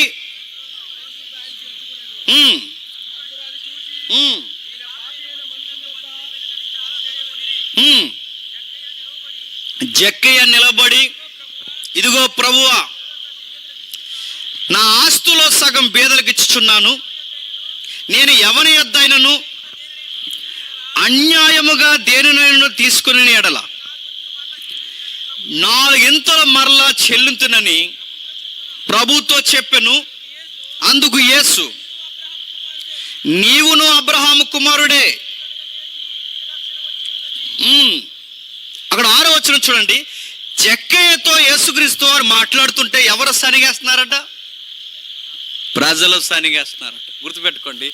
జక్కయ్యతో ప్రభు మాట్లాడుతుంటే ఎందుకు యేసుక్రీస్తు వారి గురించి ఆ రోజు ప్రజలు సనుగుతున్నారంటే జక్కయ్య గురించి మంచి సాక్ష్యం ఆ రోజుల్లో లేదు. అరే, పాపులతో పైగా ఈ సుంకరులతో మాట్లాడతాడైనా, మళ్ళీ జలగల్లా పిండెత్తున్న ఏళ్ళతో మాట్లాడుతుంటాడు, మళ్ళీ ఎంతో ఇబ్బంది పెడుతున్న ఇలాంటి వారితో మాట్లాడతాడంటే ఇప్పుడు జక్కయ్యకి లేని ఆ మంచి పేరు, జక్కయ్యకున్న చెడ్డ సాక్ష్యం, ఇప్పుడు జక్కయ్య మీద ఉన్న ఈ విచారకరమైన మాటలు ఇప్పుడు ఎవరి మీద గుప్పిస్తున్నారు చెప్పండి? యేసు ప్రభువును కూడా అనుమానించేంత పరిస్థితి వచ్చింది. అంటే యేసుక్రీస్తు వారి యొక్క సాక్ష్యమే ఇబ్బందికరమైన సాక్ష్యంగా మారిపోయేంత పరిస్థితి ఉంది. జక్కయ్యతో మాట్లాడుతుంటే ఇంత పరిస్థితి మనకు వస్తుందంటే మనకు అర్థం కావాలి జక్కయ్య ఆ రోజు ప్రజలకు ఎంత బరువు అయిపోయాడో, జక్కయ్యకి ఎంత ఇబ్బంది అయిపోయాడో. మోతుబరితో బతికేస్తున్నాడు అంతేనండి. నిజానికి ఇతని దగ్గర డబ్బులు లేకపోయినా, ఇతని దగ్గర ఈ వెనకాల గవర్నమెంట్ సపోర్ట్ లేకపోయినా ఈ ప్రజలందరూ ఏం చేస్తారు చెప్పండి? జక్కయ్యని చంపేస్తారు కొట్టేసి. అంటే జక్కయ్యని ఏం అనలేక డబ్బును బట్టి, ఆ వెనకాల ఉన్న గవర్నమెంట్ బట్టి ఏమనడం లేదు. కానీ విచిత్రంగా అనిపించే మాట చూడండి, వెళ్ళవలసి ఉన్నది, జక్కయ్యతో మాట్లాడవలసి ఉన్నది. జక్కయ్యతో మాట్లాడుతుంటే ప్రజలందరూ ఏదేదో మాట్లాడుకుంటున్నారు. మీకు బైబిల్ చదివి అలవాటు ఉంటే ఒక అంచనా వేయండి. బైబిల్ చదివి అలవాటు ఉంటే ఒక విషయాన్ని గమనించండి. బైబిల్ చదివి అలవాటు ఉంటే ఒక సున్నితమైన సంగతిని పట్టుకోండి. యేసుక్రీస్తు వారు ఈ జక్కయ్య తర్వాత ఎక్కడికి వెళ్ళిపోతాడు తెలుసా? సిలువ వేయబడ్డానికి వెళ్ళిపోతాడు. ఎక్కడికి? సిలువ వేయబడ్డానికి. ఇప్పుడు యెరికోను దాటి యెరూషలేముకి వెళుతున్నాడు అంటే ఎందుకు వెళుతున్నాడు? పస్కా పండుగకి వెళుతున్నాడు. పస్కా తర్వాత ఏం జరుగుద్ది? సిలువ వేసేస్తారు. అంటే ఇక యేసుక్రీస్తు వారి బహిరంగ పరిచర్యలో చిట్ట చివరిగా రక్షించిన ఆత్మ ఎవరిది చెప్పండి? అందుకు వెళ్ళవలసి ఉన్నది. గమనించండి. అంటే తన బహిరంగ పరిచర్యలో యేసుక్రీస్తు వారు చిట్ట చివరి రక్షించుకునే ఆత్మ అదుగో ఆయనే. ఎవరు? జక్కయ్య. నేను సిలువ మీద దొంగను లెక్కలోకి తీసుకోవట్లేదు. బహిరంగ పరిచర్యలో ఎవరు చివరాత్మ అంటే జక్కయ్య. ఎంత ఇంపార్టెంట్ కాకపోతే సిలువకు ముందు దేవుడితో సంపాదించిన చిట్ట చివరి వ్యక్తి ఎవరు చెప్పండి? జక్కయ్య. ఎంత విలువైన సందర్భం ఉందండి జక్కయ్యలో. అంటే ఈయన కొరకు వెళ్ళవలసి ఉందంటే సిలువ ఎక్కే ముందు ఎంతో ఆందోళన తన జీవితంలో ఉన్నా, ఎంతో ఒత్తిడి తన జీవితంలో ఉన్నా, ఇవన్నీ పక్కన పడేసి ఆ ఒత్తిడి వెనకాల నశించిన దాన్ని ఎత్తుకు రక్షించడానికి వస్తున్నాడంటే జక్కయ్య ఎంత ఇంపార్టెంటో మీరు గమనించండి. జక్కయ్య జీవితం ఎంత విలువైనదో గమనించండి. జక్కయ్య దగ్గరకు వచ్చాడు, మాట్లాడుతుండగా 2 మాటలు అన్నాడు. ఏమంటున్నాడు చూడండి, 6-7 వచనాల్లో అతడు త్వరగా దిగి సంతోషించి ఆయనను చేర్చుకొని చూసి జనాలందరికీ సంతోషం పోయింది. జక్కయ్యకి సంతోషం వచ్చింది. పరలోకమందున్న దేవుడు సంతోషించాడు, భూమి మీద ఉన్న కుమారుడు సంతోషించాడు, పిలువబడిన జక్కయ్య సంతోషించాడు. ఎవరు సంతోషించట్లేదు చెప్పండి? కొంతమంది గొట్టంగాలు ఉంటారు, వాళ్ళకి సంతోషం ఉండదండి. మీరు ఎప్పుడైనా గమనించండి, పిలిచిన దేవుడు బాగానే ఉంటాడు, వాడుకుంటున్న యేసుక్రీస్తు వారు బాగానే ఉంటాడు, వాడబడుతున్నవాడు బాగానే ఉంటాడు. ఈ సన్నాయి నొక్కిగాళ్ళు ఎక్కువైపోతారండి చుట్టూ. అది సభలో అయినా, పరిచర్యలో అయినా, మీ కుటుంబ జీవితాల్లో అయినా ఎక్కడైనా చూసారా? మనల్ని చూసి ఏడ్చే ప్రజలు ఎప్పుడూ ఉంటారు. మన దేవుడు మనల్ని ఆదరించి ప్రేమిస్తున్నప్పుడు మనల్ని చూసి ఏడ్చే జనాలు ఉంటారు. గమనించండి, ఆ ఏడ్చే వాళ్ళు ఏడుస్తూనే పోతారు. చాలా మంది మీరు గమనించండి, చరిత్రలో ఎలా ఉంటారు చూడండి. ఆ సౌలు అని ఒకడు ఉండేవాడు దావీదుకి వ్యతిరేకంగా. సౌలట దావీదు మీద విశ్వపు సూపు నిలిపాడు. ఏ సూపు? విశ్వపు సూపు. సనిగేస్తున్నాడు. దావీదు కనబడితే చాలు అస్సలు మనశ్శాంతి ఉండలేదు ఎవరికి. ఆ కుర్రోడు కనబడకూడదు ఎవరికి? సౌలు గారికి. ఆ కుర్రోడు కనబడితే అదో రకం అయిపోతుంటాడు. ఆ కుర్రోడిని ఎవరైనా పొగుడుతుంటే రాత్రి నిద్ర రాదు. ఆ కుర్రోడిని పొగుడుతుంటే అక్కడ రాయబడిన మాట్లాడి తెలుసా? విశ్వపు సూపు నిలిపాను. గమ్మత్తేంటి చెప్పిన? విశ్వం దావీదుకి ఎక్కలేదు, ఎవరికి ఎక్కింది చెప్పండి? తిరిగి సౌలుకి ఎక్కింది. గుర్తుపెట్టుకోండి, ఇతరులను చూసి సనిగినా, ఇతరులను చూసి ఏడిసినా, ఇతరుల మీద పడి ఏడిసినా ఆడు బాగానే ఉంటాడు. నువ్వు పోతావు, గుర్తుపెట్టుకో. ఎదురింటోళ్ళు పోవాలంటే ఎదురింటోళ్ళు పోవర్రా అయ్యా, నువ్వు పోతావు. వాళ్ళు నాశనం అయిపోవాలంటే వాళ్ళు నాశనం ఎవరమ్మా, ఎవరు నాశనం అవుతారు? నువ్వు పోతావు. ఆడి మీద పిడిగడిపోవాలంటే ఆడి మీద పడదు, నీ మీద పడిపోదు. గుర్తెట్టుకో.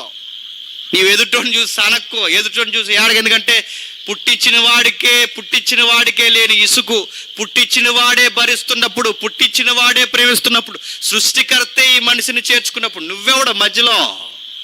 నీకేంటి బాధ? ఆలీలు కట్టుకుంటే నీకేంటి? వాడు వాహనం కొనుక్కుంటే నీకేంటి? వాడు దేవుని చేత పిలువబడి దీవెనబడితే నీకేంటి? కొట్టుకెళ్ళి తిన్నానుక నీకేంటి అడుగుతున్నాను. ఇవన్నీ దెబ్బలు తగిలే పనులండి. ఇవన్నీ దేవుడు పిలుస్తున్నాడు, జక్కయ్యని పిలుస్తున్నాడు. జక్కయ్య సంతోషించాడు, యేసుక్రీస్తు వారు సంతోషించాడు, తండ్రి సంతోషించాడు. అక్కడ మార్పుకు గురి చేస్తున్న పరిశుద్ధాత్ముడు కూడా సంతోషిస్తాడు. ఇంత సంతోషం వెనక జరుగుతున్నప్పుడు వీళ్ళు ఎవరికీ సంతోషం లేదండి. ఎందుకంటే భక్తులు కదా మరి వీళ్ళందరూనే. అసలు ఇశ్రాయేలు ఎప్పుడు దేవుని బాధ పెట్టలేదు, ఇశ్రాయేలు ఎప్పుడు దేవుణ్ణి ఏమనలేదు. పాపం చరిత్రలో జక్కయ్య ఒక్కడే బాధ పెడుతున్నాడు.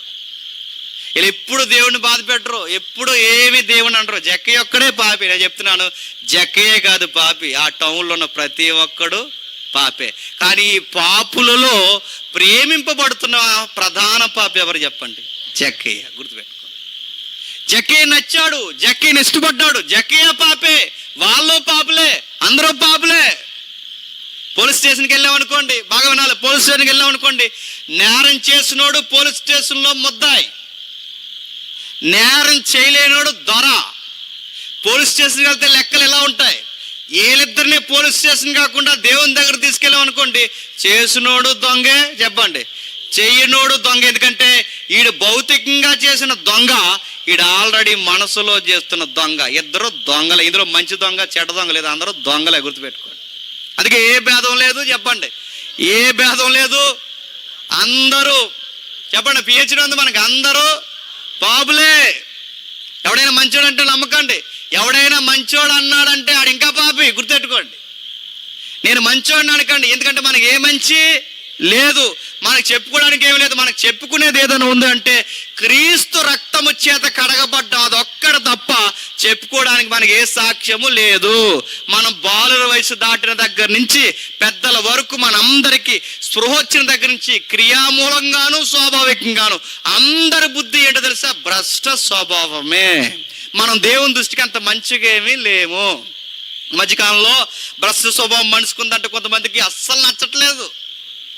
భ్రష్ట స్వభావం అంటే పాప స్వభావం. పాప స్వభావం మనుషులకు ఉందంటే అలా ఎలా ఉంటుంది అంటున్నారు. అలాగే ఉంటుంది. అలా ఎలా ఉంటుంది అంటే ఉంటుంది అయ్యా, ఉంటుంది. బైబిల్ చెప్తుంది, బైబిల్ నేరేటివ్ చెప్తుంది.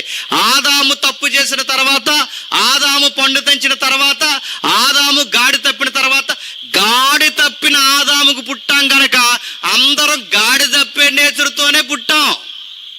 నా మాటలు అర్థమవుతుందో లేదో? భ్రష్టమైపోయిన ఆదాముకి మనం పుట్టాం కనుక భ్రష్ట స్వభావంతోనే పుట్టాం.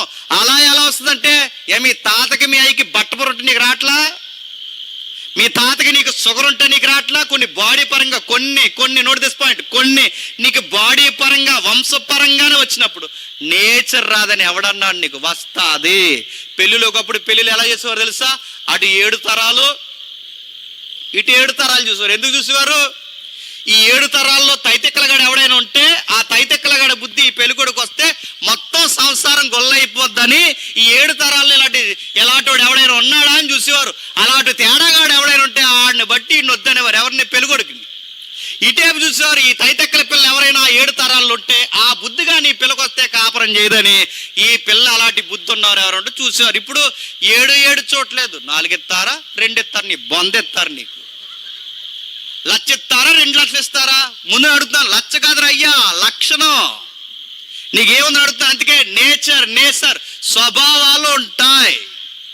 ఈ స్వభావ స్థితి. అందుకే జక్కయ్య ఒక్కడే పాపి కాదు, చెప్పండి, టౌన్లో ఉన్నవారు పాపులే, దేశంలో ఉన్నవారందరూ పాపులే.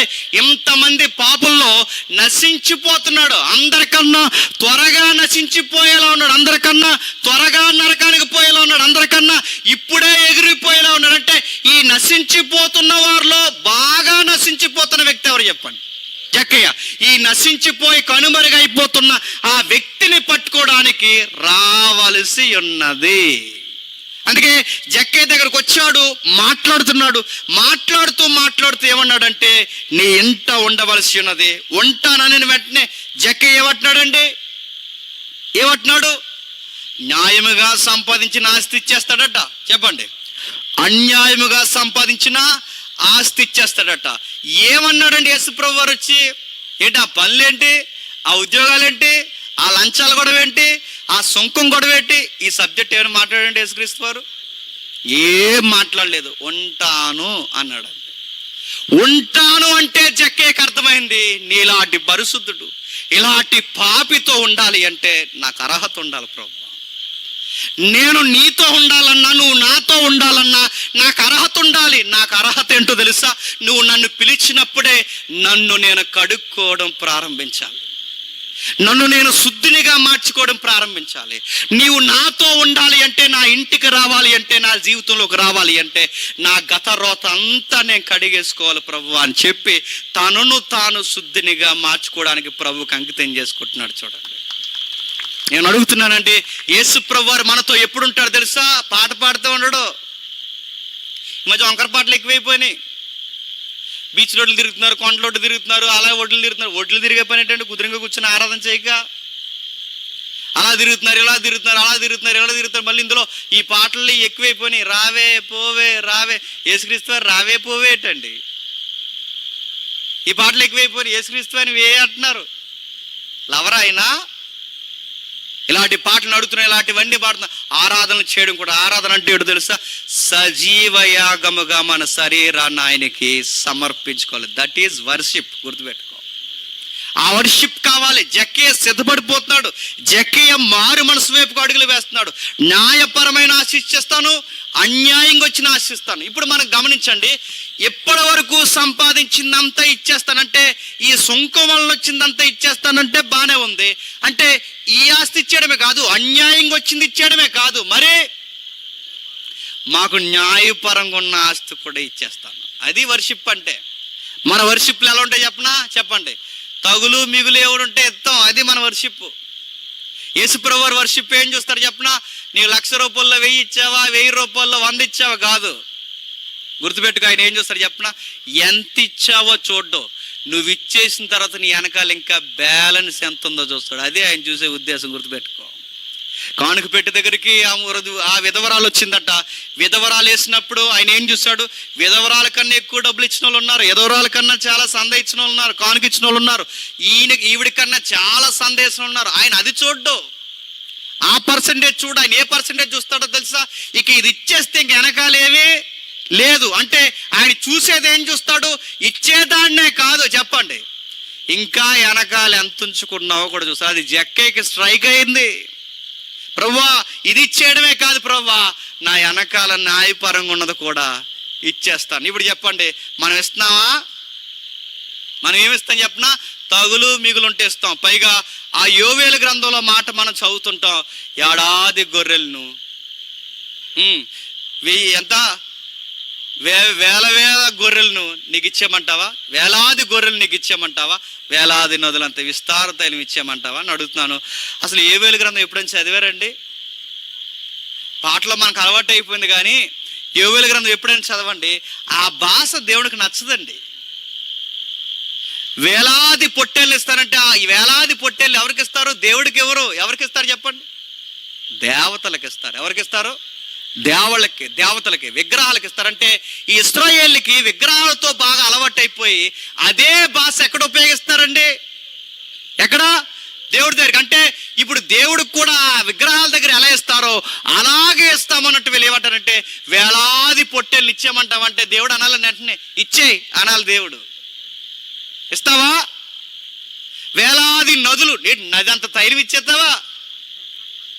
ఈ మీటింగ్స్కి నూనె కావాలట, ఓ 10 డబ్బాలు నూనె ఇవ్వు.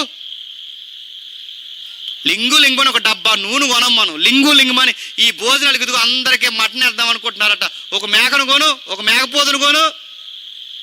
ఖర్చు లేని మాట అని చెప్పినా, వేలాది పొట్టేళ్ళు ఇద్దాం అనుకున్నాం ప్రభు, వద్దంటావనే ఇవ్వట్లేదు అన్నారు. వేలాది నదులు ఇచ్చేద్దాం అనుకున్న ప్రభా, నీకెందుకు లేని ఆగిపోయాను. ఇటు అనేది మనమే, సమర్థించేసుకునేది మనమే, చెప్పేది మనమే. ఆయన ఏమనక ముందు ఆయన ఏమంటాడు కూడా చెప్పేసేది కూడా అంత దొంగారాధన మంది. ఏమాత్రం యథార్థత లేని ఆరాధన. అందుకే జక్కే మల్లాంటోడు కాదు, తన నిజముగానే చెప్పింది చేస్తున్నాడు. అంటే ఈ మార్పు ఇప్పటికిప్పుడు ప్రారంభమైంది కాదండి. ఇప్పుడు యేసుక్రీస్తు వారిని చూసిన వెంటనే ప్రారంభమైపోయిన మార్పు కాదు. మరి జక్కేకి ఎప్పుడు ప్రారంభమైంది? రచయితలు ఇలా అన్నారు, ఎప్పుడు ప్రారంభమైందంటే అప్పటికే పొడవబడుతున్నాడు జక్కయ్య, అప్పటికే సిద్ధపడుతున్నాడు జక్కయ్య, అప్పటికే జక్కయ్య ఇదిగో తనకు కావలసిన సిద్ధపాటు కోరుకుంటున్నాడంటే వెంటనే కలిగింది కాదు. జక్కయ్య దగ్గర మనం చూడాల్సింది ఏంటంటే ఆయన పరిపూర్ణమైన మార్పు కొరకు యేసు ప్రభు ఎదురు చూశాడు, సరి అయిన టైంకి వచ్చాడు. అందుకే ఆ వచ్చిన వెంటనే ఇంకేమనలేదు, ఉండవలసి ఉంది అన్నాడు. ఆ ఒక్క మాటకే ఆయన అంత సిద్ధపడిపోయాడంటే ఇది ఇప్పటికిప్పుడు సిద్ధపడిందా, కొన్ని రోజుల నుంచి జరుగుతున్న సిద్ధపాట చెప్పండి? కొన్ని రోజుల నుంచి, మరి ఎప్పటి నుంచి పడబడతాడో మనకు తెలియదు, ఎప్పటి నుంచి సిద్ధపడుతున్నాడో మనకు తెలియదు, ఎప్పటి నుంచి ఉద్యోగాలు వదిలేయాలనుకుంటున్నాడో తెలియదు, కానీ ఎప్పటి నుంచో పడబడుతున్నాడు. ఇక అల్టిమేట్ టైం వచ్చేసింది, ఇక చిట్ట చివరి చర్మాంకం వచ్చేసింది, ఇక ఎదుర్కోవలసిన ఆయన ఎదుర్కొన్నాడు, ఆ చివరికి నిర్ణయించుకున్నాడు, అనేసాడు, ప్రభువా నీవు నా ఇంట ఉండవలసి ఉంటే ఇక నాకు నిర్ణయం అర్థమైపోయింది, నా రోత అంతా నేను కడిగేసుకోవాలి ప్రభువా అన్నాడు. ఎవరి దగ్గర 1000 తీసుకుంటే వాడికి 2000 ఇచ్చేస్తాను, వాడు 5000 తీసుకుంటే వాడికి 15000 10,000 తిరిగి ఇచ్చేస్తాను. వాడు ఎన్ని అడిగితే ప్రభువా నేను ఎవరి వలన బాధ పెట్టానా, నా గుర్తున్నంత వరకు నేను తిరిగి ఇచ్చేస్తాను. జక్కీని చూసినప్పుడు ఎవరైనా క్రైస్తవులు ఉన్నవారు ఎవరైనా అప్పులు తీసుకుంటే జాగ్రత్త, తిరిగి ఇచ్చేయండి. ఎవరో ఇస్తారా? అప్పు తీసుకునే వరకు బాబా అని అడుగుతామండి. దేవుడు బావు నువ్వు, దేవతవమ్మ నువ్వు, అప్పిచ్చే వరకుని, అప్పిచ్చిన తర్వాత సిగ్గులేదు అసలు జేమ్స్కి, అస్తమాలు అడిగేస్తున్నాడు అన్నారంట. అదో రకం అండి. ఇచ్చే వరకు ఏమో మనల్ని పొగుడుతారు, ఇచ్చిన తర్వాత మనం అడిగితే తిడతారు. అంటే ఇది బయట వాళ్ళకి సలుద్దేమో కానీ క్రైస్తులుగా మనకు చెల్లదు. గుర్తుపెట్టుకోండి, మన క్రైస్తవులు అప్పులు తీసుకున్నారా, అప్పు ఇచ్చేయండి. అప్పు ఎందుకంటే మన క్రైస్తవ బిడ్డలు గనక మన దేవుడు అడుగుతాడు గనక, దేవా ఎదుటివాడు రూపాయి నా దగ్గర ఉండడం మంచిది కాదని నీ వాక్యం సెలవిస్తుంది కనుక నేను ఎలా తీసుకున్నాను మరలా అలాగే ఇచ్చేస్తారు. ఇచ్చింది ఎందుకంటే జక్కయ్య అలాగే ఇచ్చేశాడు. నేను కావాలని ఒక మాట సందర్భంలోకి తీసుకొస్తున్నాను. జక్కయ్య వడ్డీ వ్యాపారాలు చేసాడు. ఒక లెక్కలో చెప్పాలంటే ఏ వ్యాపారం? వడ్డీ వ్యాపారం. మళ్ళీ అడుగుతున్నాను చెప్పండి, క్రైస్తవులు వడ్డీ వ్యాపారాలు చేయొచ్చా? చంపేస్తాడు. మళ్ళీ చెప్తున్నాడు, ఎవడని చేశాడంటే నువ్వు దేవుడికి ఎంత ఇచ్చావు, దేవుడికి సంద ఇచ్చావు, దేవుడికి పాట పాడో, దేవుడికి ఇది చేసావు కాదు. ముందు ఆ వడ్డీ వ్యాపారాలు మానే. బైబిల్ కొత్త నిబంధన ఏం చెప్తుంది తెలుసా? నీకు కలిగితే గుప్పడి మెతుకులు పక్కన వాడికి పెట్టు, నీకు కలిగితే గుప్పడి మెతుకులు పంచు, నీకు 2 అంగీలు ఉంటే ఒక అంగీ నీకు కలిగితే ఇవ్వు, సహాయం చేయి, అంతే. వాడి దగ్గర వడ్డీలు ఎక్స్పెక్ట్ చేయక, ఎందుకంటే దేవుని పిల్లలకి ఇది తగదు. కొంతమంది ఈ మధ్య తయారయ్యారు, పాత నిబంధన వచనాలు తీసుకొచ్చి ఆ పాత నిబంధన వచనాలు తగిలించి అక్కడ రాయబడిన వచనాలు ఇలా ఉంటాయి, అన్యులకు మీరు వడ్డీకి ఇవ్వచ్చు కానీ చెప్పండి క్రైస్తవులకు వడ్డీ నడ్డెరగొట్టాలంటే ఎలాంటి మళ్ళీ చెప్తున్నాను నేను, నడ్డెరగొట్టాడమే మళ్ళీ చెప్తున్నాను. ఎందుకంటే వాక్యం అనే బెత్తం ఎర్రగొట్టాలని పట్టుకున్నాను.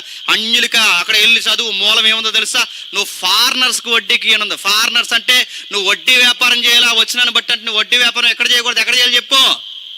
ఫారెన్లో చేయిపోయి ఎక్కడ చేయాలి?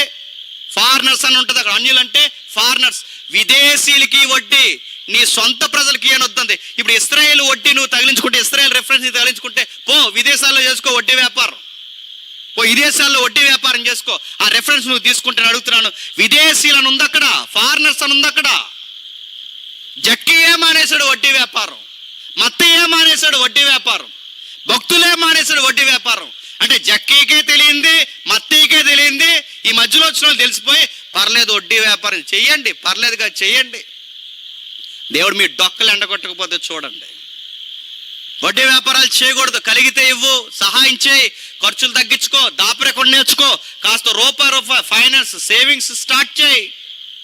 అంతేగాని వడ్డీ వ్యాపారాలు చేస్తే ఇంకే వ్యాపారాలు లేవా? బైబిల్ ఎలా ఉంది? దుర్వ్యాపారాలు చెయ్యొద్దు అని చెప్పింది బైబిల్లో. అట్టి వ్యాపారాల జోలికి పోవద్దని చెప్పింది బైబిల్లో. జక్కయ్యే వద్దనుకున్నాడు, అసలు వద్దనుకున్నాడు, ఆ వడ్డీలు వద్దనుకున్నాడు, అసలు వద్దనుకున్నాడు, ఆ సుంకము వద్దనుకున్నాడు, అసలు వద్దనుకున్నాడు, ఈ అన్యాయపు సిరు వద్దనుకున్నాడు. ఎందుకంటే ఎదుటివాడు రూపాయిని దగ్గర ఏడిస్తే బైబిల్ ఏమో తెలుసా, వాడి గోస ఎవరి దగ్గర మొరపెడుతుందట? దేవుడి దగ్గర. సువార్తలు చదువుతున్నప్పుడు మనకు ఒక వచనాలు మనకు బాగా అలవాటు. ఒక ధనవంతుడు ఉన్నాడు, వాడు బాగా సంపాదించాడు, ఆ సంపాదించిన బట్టికెళ్ళి బాగా దాచుకున్న తర్వాత ఈ డబ్బులు ఎక్కువైపోయాడు, నిద్ర వస్తలేదు రాత్రులు. సీలింగ్ వైపు చూసి మాట్లాడుకుంటున్నాడు. ఏమని మాట్లాడుకుంటున్నాడండి? ప్రాణమా తినుము, త్రాగుము, సంతోషించుము, సుఖించుము. ఆడికాడి ఫీల్ అయిపోయి డబ్బులు ఎక్కడ ఉన్నాడు, నిద్ర రాదండి ఆడికి. ఆ రాత్రికి కళ్ళు ఎక్కువైపోతున్నాడు. రేపు లేచి ఎక్కడికి వెళ్ళిపోవాలి, ప్రాణమా తిగు, నీకు అంత లేదు ఎంత లేదు, నీకు తిరుగులేదు, నీకు చాలా డబ్బు ఉంది, అకౌంట్లో ఫుల్గా ఉంది. వీళ్ళకి ఈ టెన్షన్ ఎక్కువైపోతుంటుంది. వీళ్ళకి డబ్బులు ఉన్న వాళ్ళు చూసారా, ఆడికి డబ్బులు మనకి ఏమీ లేకుండా అంతా దడింట్లోని చిన్న గోడెట్టుకుని ఇంట్లో బతకడం, కంగారు లేదు, మనం ప్రశాంతంగా పడుకుంటాం. ఎవడొచ్చి అటుకెళ్ళిపోయి దడి తప్ప ఏం పట్టిపోవడం. డబ్బులు ఎక్కువ ఉన్నవాడికి కంగారు, ట్రిక్ అంటే కంగారు, టకాలం అంటే కంగారు, అంతా కంగారు తిరుగుతాం. మనకి ఇలాగే కంగారు వస్తుంది. అడిగి రాత్రి పెట్టుకుంటే దేవుడు అన్నాడు, ఒరే పిచ్చోడా, డబ్బు బాగా దాసి ఆ లోపల మదం ఎక్కి దాచుకున్నావు, ఇలా ఏవట్నావు, ప్రాణమా తినుము, తాగుము, సంతోషించమని. కానీ నువ్వు గమనించు, నీకు మాట చెప్తున్నాను, నీ ప్రాణం అడిగే వాళ్ళని అనుకున్నారా? ఎవరండి అక్కడ ప్రాణం అడుగుతున్నవారు? సందర్భంలో ఎవరో తెలుసా ప్రాణం అడుగుతున్నవాడు? వీడు అన్యాయంగా కూలీ లాగేశాడండి. వీడు అన్యాయంగా ప్రజల మధ్య డబ్బు లాగేశాడండి. వీడు అన్యాయంగా ఇతరుల డబ్బు లాగిని తన గుప్పెట్లో బిగించాడు. బైబిల్ చెప్తుంది, అన్యాయంగా ఇతరుల డబ్బు లాగి దాచుకున్న వాడి వెనకాల ఎవరి మొరుంటుందట? పేదోళ్ళ మొరుంటుంది. ఇప్పుడు చెప్పండి, ఇక్కడ ప్రాణం అడుగుతున్నది ప్రకటన గ్రంథంలో ఉన్న వాళ్ళు కాదు. ఇక్కడ ప్రాణం అడుగుతున్నది ఎవరో తెలుసా? పేదోళ్ళు. వాళ్ళ ఉసురు ఒక మాటలో చెప్పాలంటే, వాళ్ళ ఏడుపు ఒక మాటలో చెప్పాలంటే, ఇంకొక అడిగేసి ముందుకు చెప్పాలంటే, నువ్వు చస్తే బాగున్నాను కోరుకుంటున్నావు. వాళ్ళు గుర్తుపెట్టుకో. ఎదుటోడిని అన్యాయానికి గురి చేసిన, ఎదుటోడి దగ్గర అన్యాయంగా లాగేసిన వాడి వెనక ఆ ఏడుపు ఖచ్చితంగా తగులుతుంది. ఎందుకంటే వాడి మొర ఎవరింటారు చెప్పండి? యెహోవా వింటాడు. ఎందుకంటే పేదల మీద కనికరించేవాడు ఆయనే, పేదలకు అప్పిస్తే గౌరవించేవాడు ఆయనే. ఆ అప్పిచ్చిన తర్వాత ఆ పేదలను ఏడిపిస్తే వాళ్ళ పక్షాన రెస్పాండ్ అయ్యేది కూడా ఎవరు చెప్పండి? ఆయనే. జక్కీకి సబ్జెక్ట్ తెలుసు. ప్రభువా, ఇలా ఏడుపు నా కుటుంబానికి మంచిది కాదు. ప్రభువా, ఈ పరిచర్య ఈ చేస్తున్న ఈ క్రియ నీ దృష్టికి మంచిది కాదు. ఇలా అన్యాయంగా ఆడినెత్తి మీద ఈడినెత్తి మీద 10 సంపాదించి దాసేసి అడ్డంగా ఎదిగిపోవడం మంచిది కాదు. మీరు గమనించండి, డబ్బులు సంపాదిస్తున్నా ఎదిగిపోతాం అనుకుంటాం, కానీ గుర్తుపెట్టుకోండి, అన్యాయంగా సంపాదించిన ఏ రూపాయి వలన మనం సుఖము పడలేం. చాలా మంది దొంగ వ్యాపారాలు చేస్తారు. అక్కడ దొంగ వ్యాపారం, ఎక్కడో దొంగ వ్యాపారం, ఎక్కువ దొంగ వ్యాపారం, మొత్తం వ్యాపారం అంతా చేసి మొత్తం డబ్బులు తెచ్చి ఆ డబ్బులు తెచ్చి అమ్మయ్య బాగున్నాను అనుకునే సమయానికి దేవుడు బంపర్ ఆఫర్లు ఇస్తాడు మనకి. బంపర్ ఆఫర్లు. ఆ బంపర్ ఆఫర్లు ఏంటి చెప్పిన? బీపీలు, షుగర్లు, అలసర్లు, తినదనకపోవడం, చెప్పండి, మోకాలు సలుపులు, అరికాలు మంటలు, పిప్పిపొల్లు బాధ, ఈదులో సైబర్ డబ్బా అయిపోయింది బతుకంతే. ఇప్పుడు ఏం చేయాలంటే తెచ్చిన డబ్బులన్నీ ఎక్కడ పెట్టాలండి? ఇంకెందుకు డబ్బు? ఆ ఏడుపు నలుగుతాను. నిజాయితీగా 10 సంపాదించు దేవుడు నేను దీవిస్తాడు. యథార్థంగా కష్టపడండి, రెక్కల కష్టాన్ని ఆశీర్వదిస్తాడు. అంతేగాని అన్యాయంగా ఎదుగుదాం అనుకున్నావా, మళ్ళీ చెప్తున్నాను, తొక్కేస్తాడు దేవుడు. మళ్ళీ గుర్తుపెట్టుకో. ఊరుకోడా ఆయన. ఎందుకంటే అన్యాయపు డబ్బు నీకు మంచిది కాదు. చాలా మంది సారా వ్యాపారాలు మీ వైపు చేస్తారు, నాకు తెలుసు. సారా వ్యాపారాలు, ఆ వ్యాపారం, ఈ వ్యాపారం మంచిది అనుకోండి. అంటే ఇతరుల ఆరోగ్యాలు పాడు చేసి మీరు ఆరోగ్యంతో బతికేద్దాం అనుకుంటున్నారా? ఉట్టిగట్టు ఊరేగించేస్తాడు ఏమనుకుంటున్నావు? మానే దొంగ వ్యాపారాలు.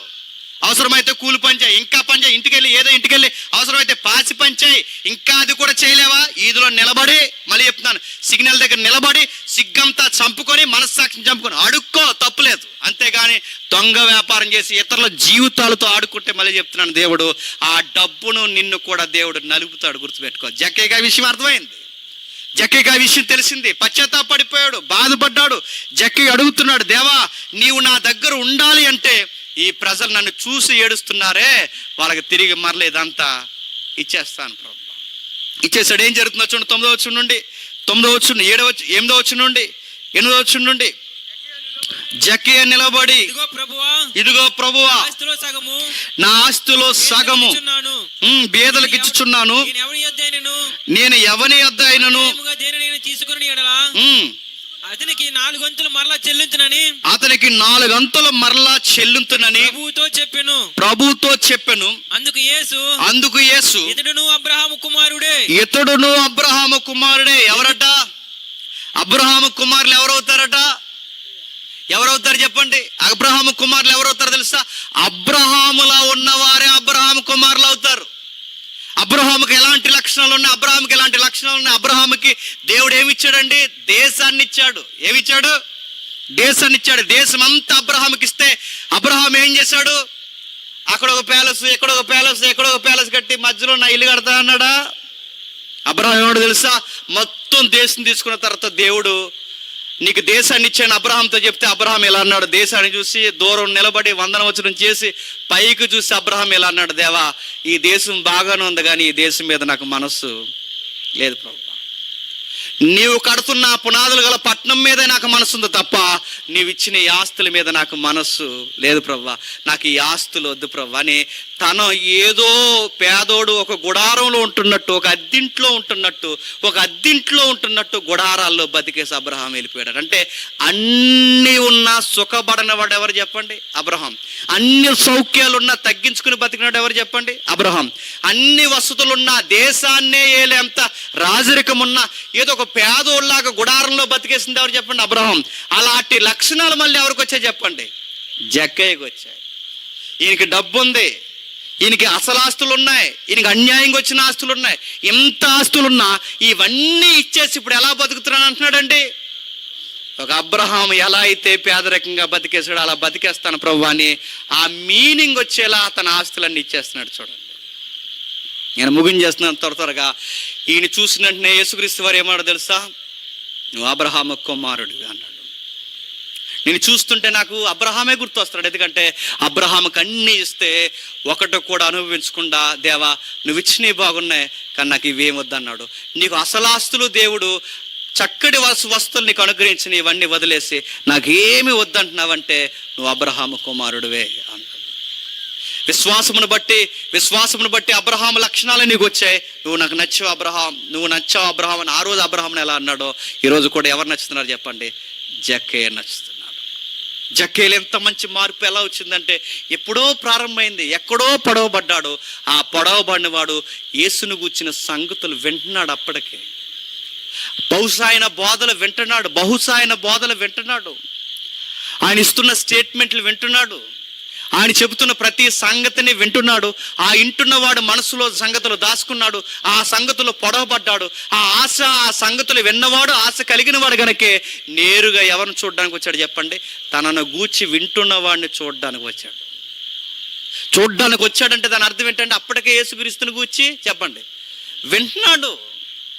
ఆయన చూడాలని వస్తున్నాడంటే అప్పటికే వింటున్నాడంటే అప్పటికే యేసుక్రీస్తు అని గూర్చి ఈయనకి తెలుసు అంటే తెలుసు గనకే చూడడానికి వస్తున్నాడు. వచ్చిన వాడు వచ్చి సరాచరి చూస్తున్నాడు. 9వ వచనంలో ఏం జరుగుతుందో చూడండి. 9వ వచనంలో కిందకి అందుకు యేసు ఇతడును అబ్రహాము కుమారుడే కనుక నేడు ఈ ఇంటికి రక్షణ వచ్చి ఉన్నది నశించిన దానిని ఎతికి రక్షించుటకు మనుష్య కుమారుడు వచ్చి ఉండెను. అతనితో చెప్పును. బాగా వినండి. చాలా మంది యేసుక్రీస్తు వారిని చూడడానికి వచ్చారండి. చాలా మంది వచ్చారు. ఎంతమంది వచ్చారంటే అద్భుతాలు చూడడానికి వచ్చిన వాళ్ళు ఉన్నారు లేదా? ఆయన ఏదో ఒక రొట్టె పెడతారని వచ్చి చూడడానికి వచ్చిన వాళ్ళు ఉన్నారు. కొంతమంది ఆయన రోగాలు తగ్గిస్తారని చూడడానికి వచ్చిన వాళ్ళు ఉన్నారు. ఆయన చేసే ఆశ్చర్యకార్యాలు చూడడానికి వచ్చిన వారు ఉన్నారు. చాలా మంది ఏ రోజు లాంటి వాడు కూడా ఒక్కసారి ఆ నజరేయుడైన యేసును చూడాలనుకున్నారు. చాలా మంది రకరకాలు చూడాలనుకున్నారు. కానీ జక్కయ్య మాత్రం విచిత్రంగా అనుకున్నాడు. ఏమనుకున్నాడు తెలుసా? ఆయన చూస్తే బాగుండు అనుకోలేదు. యేసుక్రీస్తుని కొరకు ఆసక్తిగా ఉన్నవాడు చూసి ఆ రోజే తనను గురించి మంచి నిర్ణయం తీసుకోవాలని ఏమెక్కాడు చెప్పండి? చెట్టు ఎక్కాడు. గమనించండి, విచిత్రంగా అనిపించే మాట ఏంటో తెలుసా? ఆ చెట్టు బాగా వినాలి, ఎన్ని సంవత్సరాల క్రితం మొలిసిందో తెలియదు కానీ, అది ఎప్పుడు ఇత్తనంగా స్టార్ట్ అయిందో తెలియదు కానీ, అది ఎప్పుడు మొలకెత్తి ఇంత వాయుస్సు కలిగి జీవించిందో తెలియదు కానీ, ఒక్క మాటలో చెప్పాలంటే ఆ చెట్టు ఎవరి కొరకు పుట్టిందో చెప్పండి? జక్కే కొరకే పుట్టింది అన్నట్టుంది ఆ చెట్టు. ఎవరి కొరకు? జక్కయ్య కొరకే. ఎందుకంటే ఆ చెట్టు జీవితం ధన్యమైపోయింది. ఎంత ధన్యం అంటే యేసు ప్రభు కోరుకున్న ఒక ఆత్మను మోసే చెట్టు అయిపోయింది అది. అంటే దాని పుట్టుక ఎందుకు జరిగింది? సృష్టిలో ఏది కూడా ఊరకే జరగదండి, దానికి ఒక పర్పస్ ఉంటుంది. ఆ పర్పస్ వెనకాల దీనికి ఉన్న దాని చిత్తం ఏంటి, దేవుని చిత్తం ఏంటి అని అడిగితే, ఒక రోజు జక్కయ్యను మోయడానికే జక్కయ్య పుట్టక ముందే ఆ చెట్టు పుట్టింది. ఎవరి కొరకు చెప్పండి? జక్కయ్య కొరకు. జక్కయ్యని కొరకు దేవుడు ప్రేమించి ఒక చెట్టుని పుట్టించాడు. జక్కయ్యను ప్రేమించి ఒక చెట్టుని సిద్ధపరిచాడు. ఆ చెట్టు ఎవరిని మోస్తుంది చెప్పండి? జక్కయ్యని మోస్తుంది.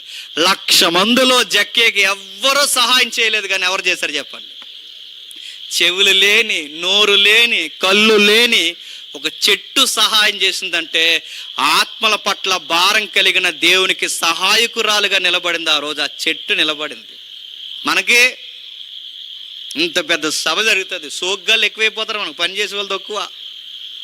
అరే ఏదో ఒక ఆత్మ రక్షించే కార్యక్రమం జరుగుతుందని ఎలా కష్టపడే వాళ్ళు తక్కువ.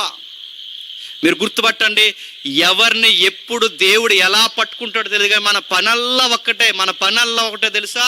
వాళ్ళని ఎలాగైనా దేవుని సన్నిధి వరకు నడిపించడమే మన పని. ఆ సన్నిధికి వచ్చిన తర్వాత దేవుడు పట్టుకుంటాడో పట్టుకోడో అది దేవుని పని. మన పనల్లా ఒక్కటే. మన పని ఏంటో తెలుసా? ఆ వ్యక్తిని ఆయన మాటలకు దగ్గరగా తీసుకురావడమే మనం చేసే పని. అంటే ఒక చెట్టు చేసిన సహాయం లాంటి సహాయం మనం చేయాలి. కొందరు వ్యక్తుల్ని యేసుప్రభుకి దగ్గరగా మనం తీసుకొచ్చి కూర్చోబెట్టాలి. ఈ సభలో ఎంతమంది మీరు అలా పాటుపడ్డారు నాకు తెలియదు, కానీ మీ ద్వారా ఎవరైనా కొత్త వారు వచ్చి ఈరోజు ఇక్కడ కూర్చుంటే, ఈ మాటలు నేరుగా వారికి తగులుంటే, వారు ఈ రోజే మారుంటే, నీ జీవితంలో ఒక ధన్యత ఏంటో తెలుసా? ఒక ఆత్మను రక్షించిన ధన్యకరమైన కార్యం చేసో గుర్తుపెట్టుకో. తన పాపాన్ని కడిగేసుకున్న గొప్ప ఆత్మను రక్షించుకున్న ఒక గొప్ప ధన్యకరమైన కార్యం చేసో గుర్తుపెట్టుకో. చెట్టుకి ఎంత ధన్యత వచ్చిందో ఈరోజు ఒక వ్యక్తిని తీసుకొచ్చి ఇక్కడ కూర్చోబెడితే ఆ చెట్టు కన్నా గొప్ప ధన్యత నీకు కూడా వస్తుంది. గుర్తుపెట్టుకో. జక్కయ్యని చూసి అన్నాడు, 5వ వచనంలో ఏమని మాట్లాడుతున్నాడు చూడండి, ముగించుకుందాం. 5వ వచనంలో ఏమని మాట్లాడుతున్నాడు చూడండి. యేసు ఆ చోటికి వచ్చి కన్నులెత్తి చూసి జక్కయ్య త్వరగా దిగుము, నేడు నేను నీ ఇంట ఉండవలసి ఉన్నది. గమనించండి, జక్కయ్యను చూడకముందే జక్కయ్య పేరుతో సహా పిలిచేవాడు ఎవరండి? యేసుక్రీస్తు. బాగా వినాలి, ఆయన మనల్ని చూడకపోయినా మన పేర్లతో సహా బాగుగా ఎరిగిన వాడు ఎవరో తెలుసా? నువ్వు నమ్మిన యేసుక్రీస్తు. గుర్తుపెట్టుకో.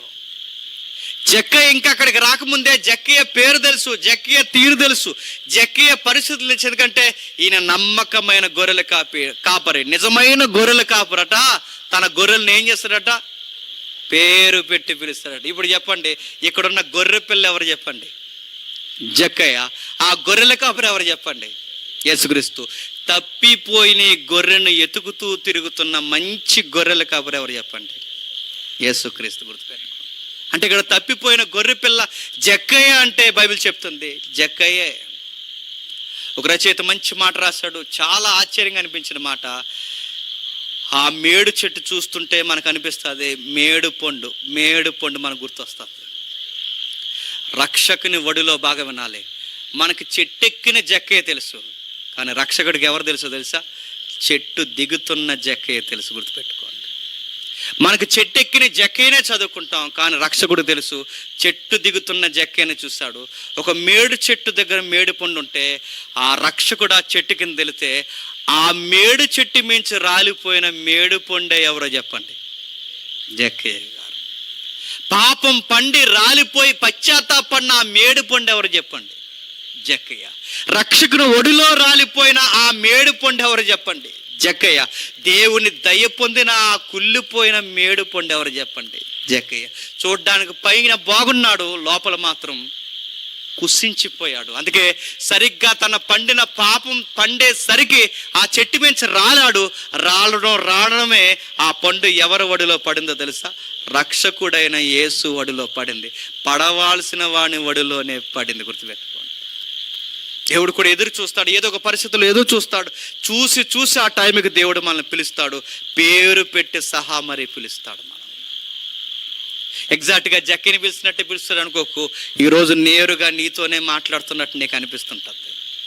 ఈరోజు నీతోనే దేవుడు నేరుగా సెలవిస్తున్నట్టు అనిపిస్తుంది. దేవుడు ఆ రోజు మాట్లాడాడు, జక్కయ్యని పిలిచాడు, పిలుచుకుని ఒక మాట అన్నాడు, నశించిన దాన్ని ఎత్తుకు రక్షించడానికి మనుష్య కుమారుడు వచ్చునని నీతో చెప్పాను. ఇప్పుడు చెప్పండి, యేసుక్రీస్తు వారు సిలువకు వెళ్ళిపోతున్న టైంలో ఆయనకి చాలా పెద్ద ప్రాజెక్ట్ ఉంది. లోక పాపాలను మోసుకొని పోయే దేవుని గొర్రె పిల్లగా వచ్చాడు. అంత పెద్ద ప్రాజెక్ట్ ముందు ఇప్పుడు ఎవరి దగ్గరకు వచ్చాడు చెప్పండి? ఆ ప్రాజెక్ట్ ఎంత ఇంపార్టెంటో ఆ ప్రాజెక్ట్ లాగే అంత ఇంపార్టెంట్ వ్యక్తి ఎవరు చెప్పండి? జక్కయ్య గారు. ఈరోజు జక్కయ్యని మన కళ్ళ ముందు పెట్టి నీతో కూడా మాట్లాడుతున్నాడేమో. ఒకవేళ నీకు అర్థమైతే నువ్వు ఒప్పుకో. ఏ వ్యాపారాలు చేస్తున్నావో నాకు తెలియదు, ఏ వ్యభిచారం పనులు చేస్తున్నావో నాకు తెలియదు, నువ్వు ఏ దొంగ మాటలు మాట్లాడుతూ తిరుగుతున్నావో నాకు తెలియదు, ఏ ఎదుటి వారిని చూసి ఏడుస్తున్నావో నాకు తెలియదు, ఎంతమందిని ఏడిపించి పోగేసుకుంటున్నావో నాకు తెలియదు, ఎంతమంది ఉసురుని వెనకాల తిరుగుతుందో నాకు తెలియదు. కానీ గుర్తుపెట్టుకో, నాకు తెలియదు, మన పుట్టించిన దేవునికి నీ గూర్చి సర్వము తెలుసు. నువ్వు మేడు పండులాగా అందరికీ బాగా కనబడుతూ తిరుగుతున్నావేమో, కానీ నీ లోపల ఎంత అశుద్ధం ఉందో ఆ సర్వం ఎరిగిన వాడికి నీ గూర్చి బాగుగా తెలుసు. ఈరోజు జక్కయ్యని చూపించి చెబుతున్నాడు, ఇతరుల యొక్క ఏడుపుని ఎరిగిన జక్కయ్య మారిపోయాడు. నీ వెనకాల ఎంత ఏడుపు ఉందో నాకు తెలియదు. ఈరోజు అలాంటి ఏడుపు మధ్య బతికితే నీ జీవితానికి, నీ కుటుంబానికి అంత మంచిది కాదు. ఈరోజే మారిపో. జక్కయ్య దగ్గరకు వచ్చి యేసుక్రీస్తు వారు నీ ఇంట ఉండవలసి ఉంది అనగానే అంత మారిపోతే నేను ముగిస్తున్నాను. ఈరోజు జక్కయ్య ఇంట్లోనే కాదు, నీ ఇంట్లో, నా ఒంట్లో, నీ ఒంట్లో, ప్రతి ఒక్కరి జీవితాల్లో, సంఘాల్లో, మనందరి సహవాసాల్లో యేసుప్రభు ఉండాలనుకుంటున్నాడు. ఆయన ఉండాలంటే సూత్రం ఒకటే, మన రోత పాత జీవితాన్ని మనం ఏం చేయాలి చెప్పండి? కడిగేసుకోవాలి. దేవా నువ్వు మాతో ఉండాలి అంటే ఇదిగో ప్రభువా, నీకు నచ్చని గిట్టని క్రియలు అయితే ఏవైతున్నావో అవన్నీ మేము తీసేసుకుంటున్నాం ప్రభువా అని మనం సిద్ధపడిపోవాలి. లేదు మేము సభలకు వస్తాం, 4 పాటలు పాడతాం, ఏదో వాక్యాలు వింటాం, మార్కులు వేసి ఇంటికి వెళ్ళిపోతామంటే దీనివల్ల ఒరిగేది ఏమీ లేదండి, దీనివల్ల జరిగేది కూడా ఏమీ లేదండి. ఈ సభలో వచ్చాం, 4 పనులు చేసామంటే నువ్వు ఎన్ని పనులు చేసినా, నువ్వు ఎన్ని కార్యాలు చేసినా నీలో మార్పు లేకపోతే, కడగబడిన హృదయం ఆయనకి దక్కకపోతే దేవుడు అంటున్నాడు నువ్వు నాకు అవసరం లేదని చెప్తాడు. గుర్తుపెట్టుకో. పైకి నువ్వు ఎంత బాగున్నావు, నువ్వు ఎంత భక్తుల్లా తిరుగుతున్నావు, భక్తురాళ్ళుగా తిరుగుతున్నావు కాదు, నువ్వు లోపల ఎంత బాగున్నావు.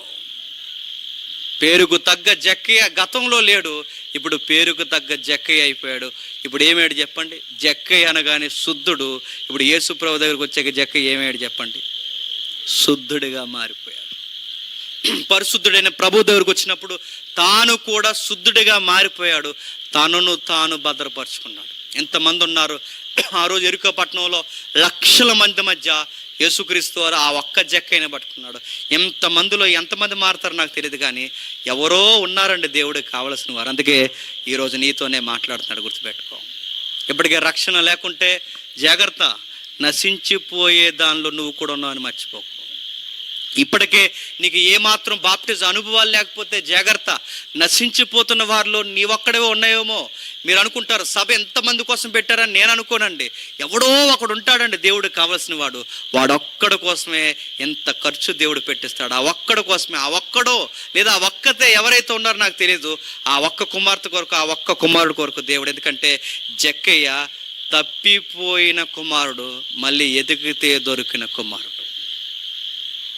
కేవలం ఆ తప్పిపోయిన కుమారుడు సందర్భం ఆయన ఒక్కడ అనుకోకండి, ఈయన కూడా తప్పిపోయిన కుమారుడు. ఎందుకంటే ఒకప్పుడు ఈయన కూడా మంచి ఇశ్రాయేలీయుడే, ఒకప్పుడు ధర్మశాస్త్రం ఎరిగిన వాడే. కాకపోతే తర్వాత ఏమయ్యాడు?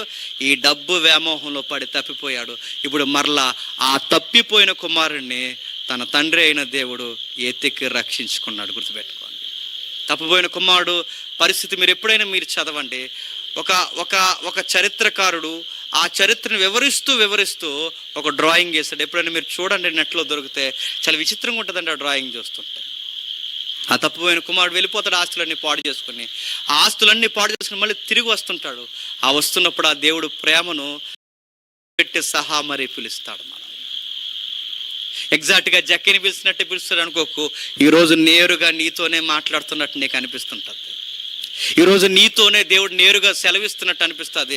దేవుడు ఆ రోజు మాట్లాడాడు, జక్కయ్యని పిలిచాడు, పిలుచుకుని ఒక మాట అన్నాడు, నశించిన దాన్ని ఎత్తుకు రక్షించడానికి మనుష్య కుమారుడు వచ్చునని నీతో చెప్పాను. ఇప్పుడు చెప్పండి, యేసుక్రీస్తు వారు సిలువకు వెళ్ళిపోతున్న టైంలో ఆయనకి చాలా చాలా పెద్ద ప్రాజెక్ట్ ఉంది, లోక పాపాలను మోసుకొని పోయే దేవుని గొర్రె పిల్లగా వచ్చాడు.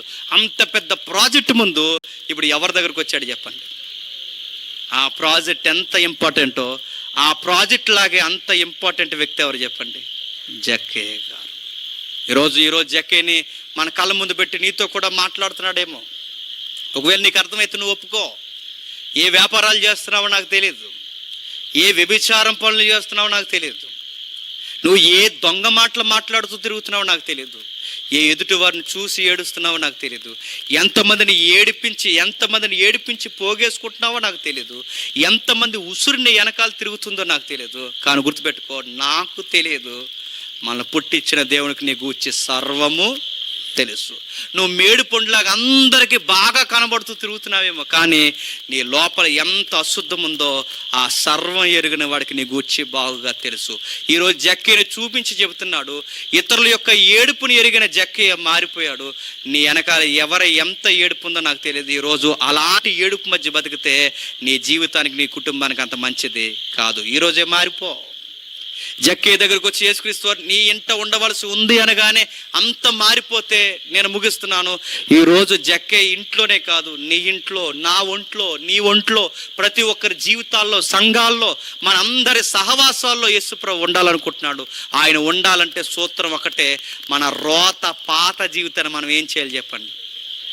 కడిగేసుకోవాలి. దేవా నువ్వు మాతో ఉండాలి అంటే ఇదిగో ప్రవ్వా, నీకు నచ్చని గిట్టని క్రియలు అయితే ఏవైతున్నావో అవన్నీ మేము తీసేసుకుంటున్నాం ప్రవ్వా అని మనం సిద్ధపడిపోవాలి. లేదు మేము సభలకు వస్తాం, 4 పాటలు పాడతాం, ఏదో వాక్యాలు వింటాం, మార్కులు వేసి ఇంటికి వెళ్ళిపోతామంటే దీనివల్ల ఒరిగేది ఏమీ లేదండి, దీనివల్ల జరిగేది కూడా ఏమీ లేదండి. ఈ సభలో వచ్చాం, 4 పనులు చేసామంటే నువ్వు ఎన్ని పనులు చేసినా, నువ్వు ఎన్ని కార్యాలు చేసినా నీలో మార్పు లేకపోతే, కడగబడిన హృదయం ఆయనకి దక్కకపోతే దేవుడు అంటున్నాడు నువ్వు నాకు అవసరం లేదని చెప్తాడు. గుర్తుపెట్టుకో. పైకి నువ్వెంత బాగున్నావు, నువ్వెంత భక్తుల్లా తిరుగుతున్నావు, భక్తురాళ్ళుగా తిరుగుతున్నావు కాదు, నువ్వు లోపల ఎంత బాగున్నావు. పేరుకు తగ్గ జక్కయ్య గతంలో లేడు, ఇప్పుడు పేరుకు తగ్గ జక్కయ్య అయిపోయాడు. ఇప్పుడు ఏమేడు చెప్పండి? జక్కయ్య అనగానే శుద్ధుడు. ఇప్పుడు యేసుప్రభు దగ్గరకు వచ్చాక జక్కయ్య ఏమేడు చెప్పండి? శుద్ధుడిగా మారిపోయాడు. పరిశుద్ధుడైన ప్రభు దగ్గరకు వచ్చినప్పుడు తాను కూడా శుద్ధుడిగా మారిపోయాడు. తనను తాను భద్రపరుచుకున్నాడు. ఎంతమంది ఉన్నారు ఆ రోజు ఎరుకో పట్టణంలో, లక్షల మంది మధ్య యేసుక్రీస్తు వారు ఆ ఒక్క జక్కయ్యని పట్టుకున్నాడు. ఎంతమంది మారుతారో నాకు తెలియదు, కానీ ఎవరో ఉన్నారండి దేవుడికి కావలసిన వారు. అందుకే ఈరోజు నీతోనే మాట్లాడుతున్నాడు. గుర్తుపెట్టుకో. ఇప్పటికే రక్షణ లేకుంటే జాగ్రత్త, నశించిపోయే దానిలో నువ్వు కూడా ఉన్నావు అని మర్చిపోకు. ఇప్పటికే నీకు ఏమాత్రం బాప్టిజం అనుభవాలు లేకపోతే జాగ్రత్త, నశించిపోతున్న వారిలో నీ ఒక్కడే ఉన్నాయేమో. మీరు అనుకుంటారు సభ ఎంతమంది కోసం పెట్టారని, నేను అనుకోనండి.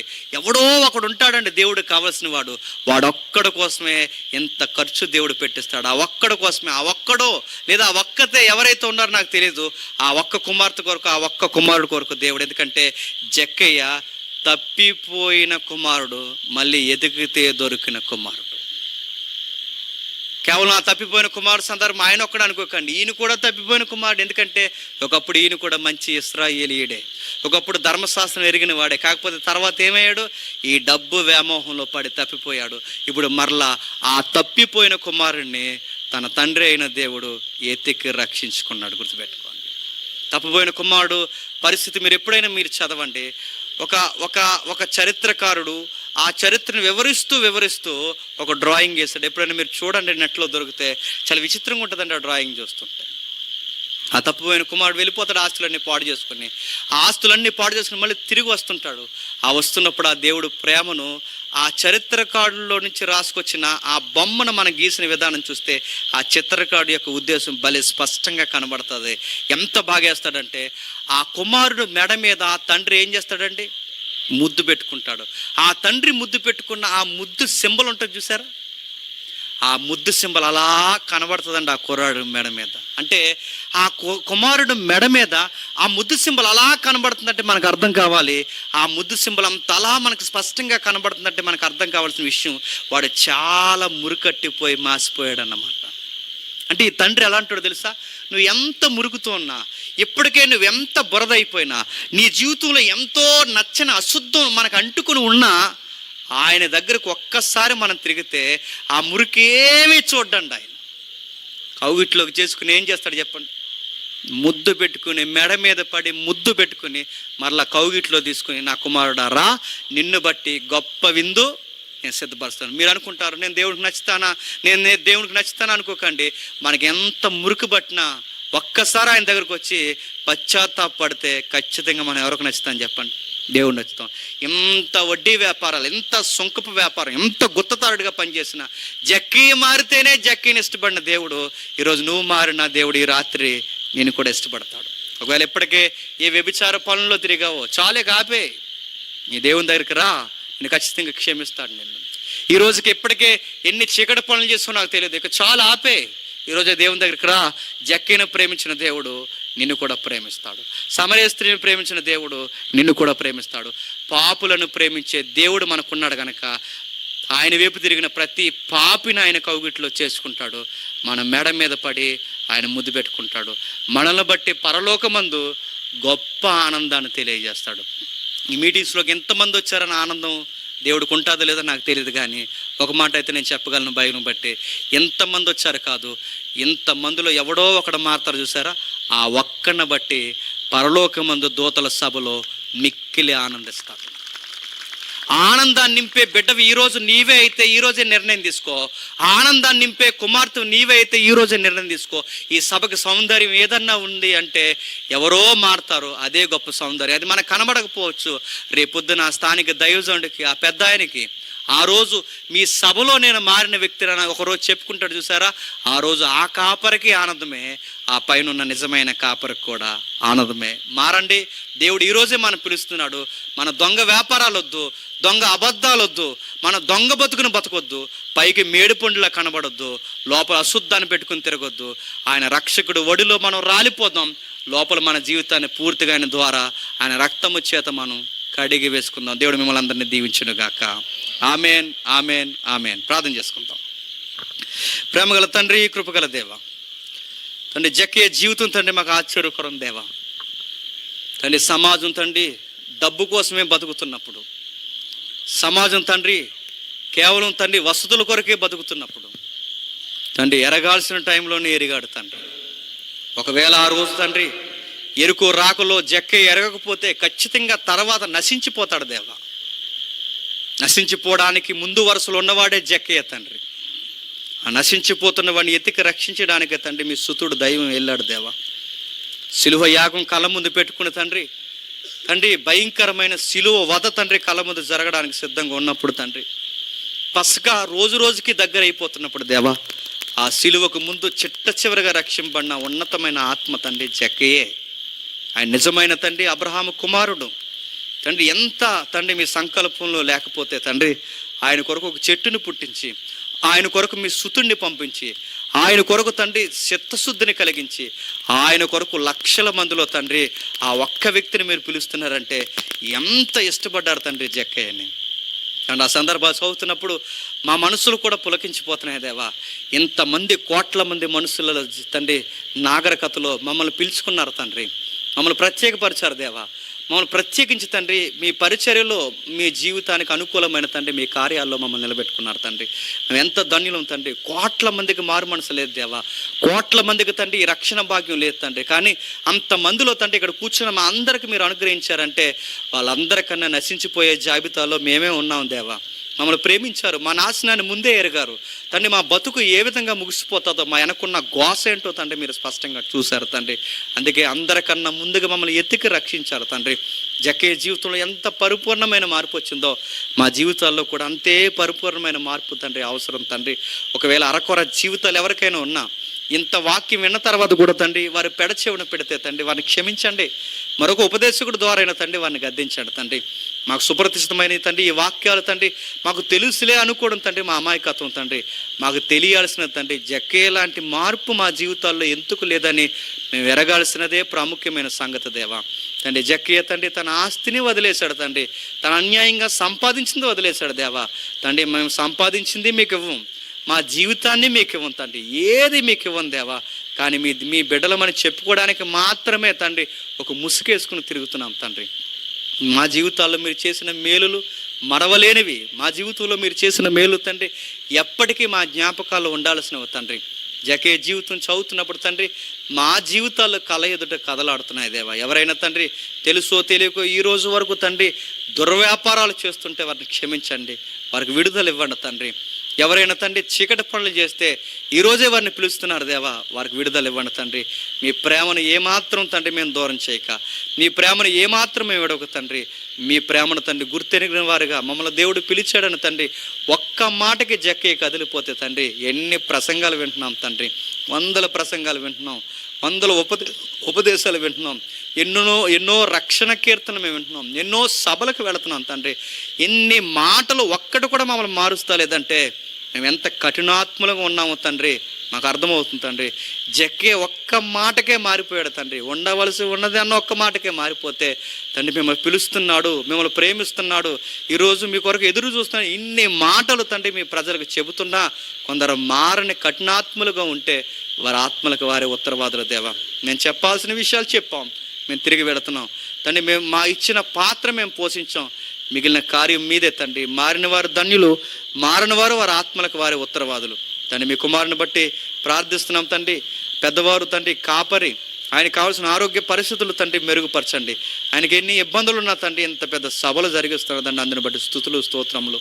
నేను దినాన్ని మాట్లాడిన తండ్రి, నా ముందు మాట్లాడిన వర్తమానికుడు తండ్రి సునీల్ అన్నయ్య గారిని బట్టి, ఆయన పరిచయను బట్టి కూడా ప్రార్థిస్తున్నాం తండ్రి. ఆయన పరిచయను కూడా దీవించండి, స్థానిక దైవజనుని మరింత ఆశీర్వదించండి. ఆయనకు కావలసిన కుటుంబ తండ్రి పరిస్థితులు, సంఘ పరిస్థితులు తండ్రి మెరుగుపరచండి తండ్రి. ఆయనకు సహకరించిన ఎవరైతే పరిసర ప్రాంతాల్లో సేవం చేస్తున్న దైవజనులు ఉన్నారో వారందరినీ కాచి కాపాడండి తండ్రి. వచ్చిన ప్రియులను తండ్రి, వచ్చిన సంఘాన్ని, వచ్చిన విశ్వాసులను అందరినీ తండ్రి ఆశీర్వదించండి. మాకు తెలియని, మాకు చెప్పలేని ఏ బాధలు వారికి ఉన్నా తండ్రి వాటన్నిటినీ తండ్రి సమాధానపరుస్తారని కోరుతున్నాం. మమ్మల్ని శత్రులుగా భావించి మమ్మల్ని హేళన చేసి మా మీద నిందలు మోపుతున్న వారు ఎవరైనా ఉంటే వారిని క్షమిస్తారని కోరుతూ అందరినీ మీ చేతులకు అప్పగిస్తూ క్రీస్తునామని ప్రార్థన సమర్పిస్తున్నాం తండ్రి. Amen, amen, amen. సెలవు.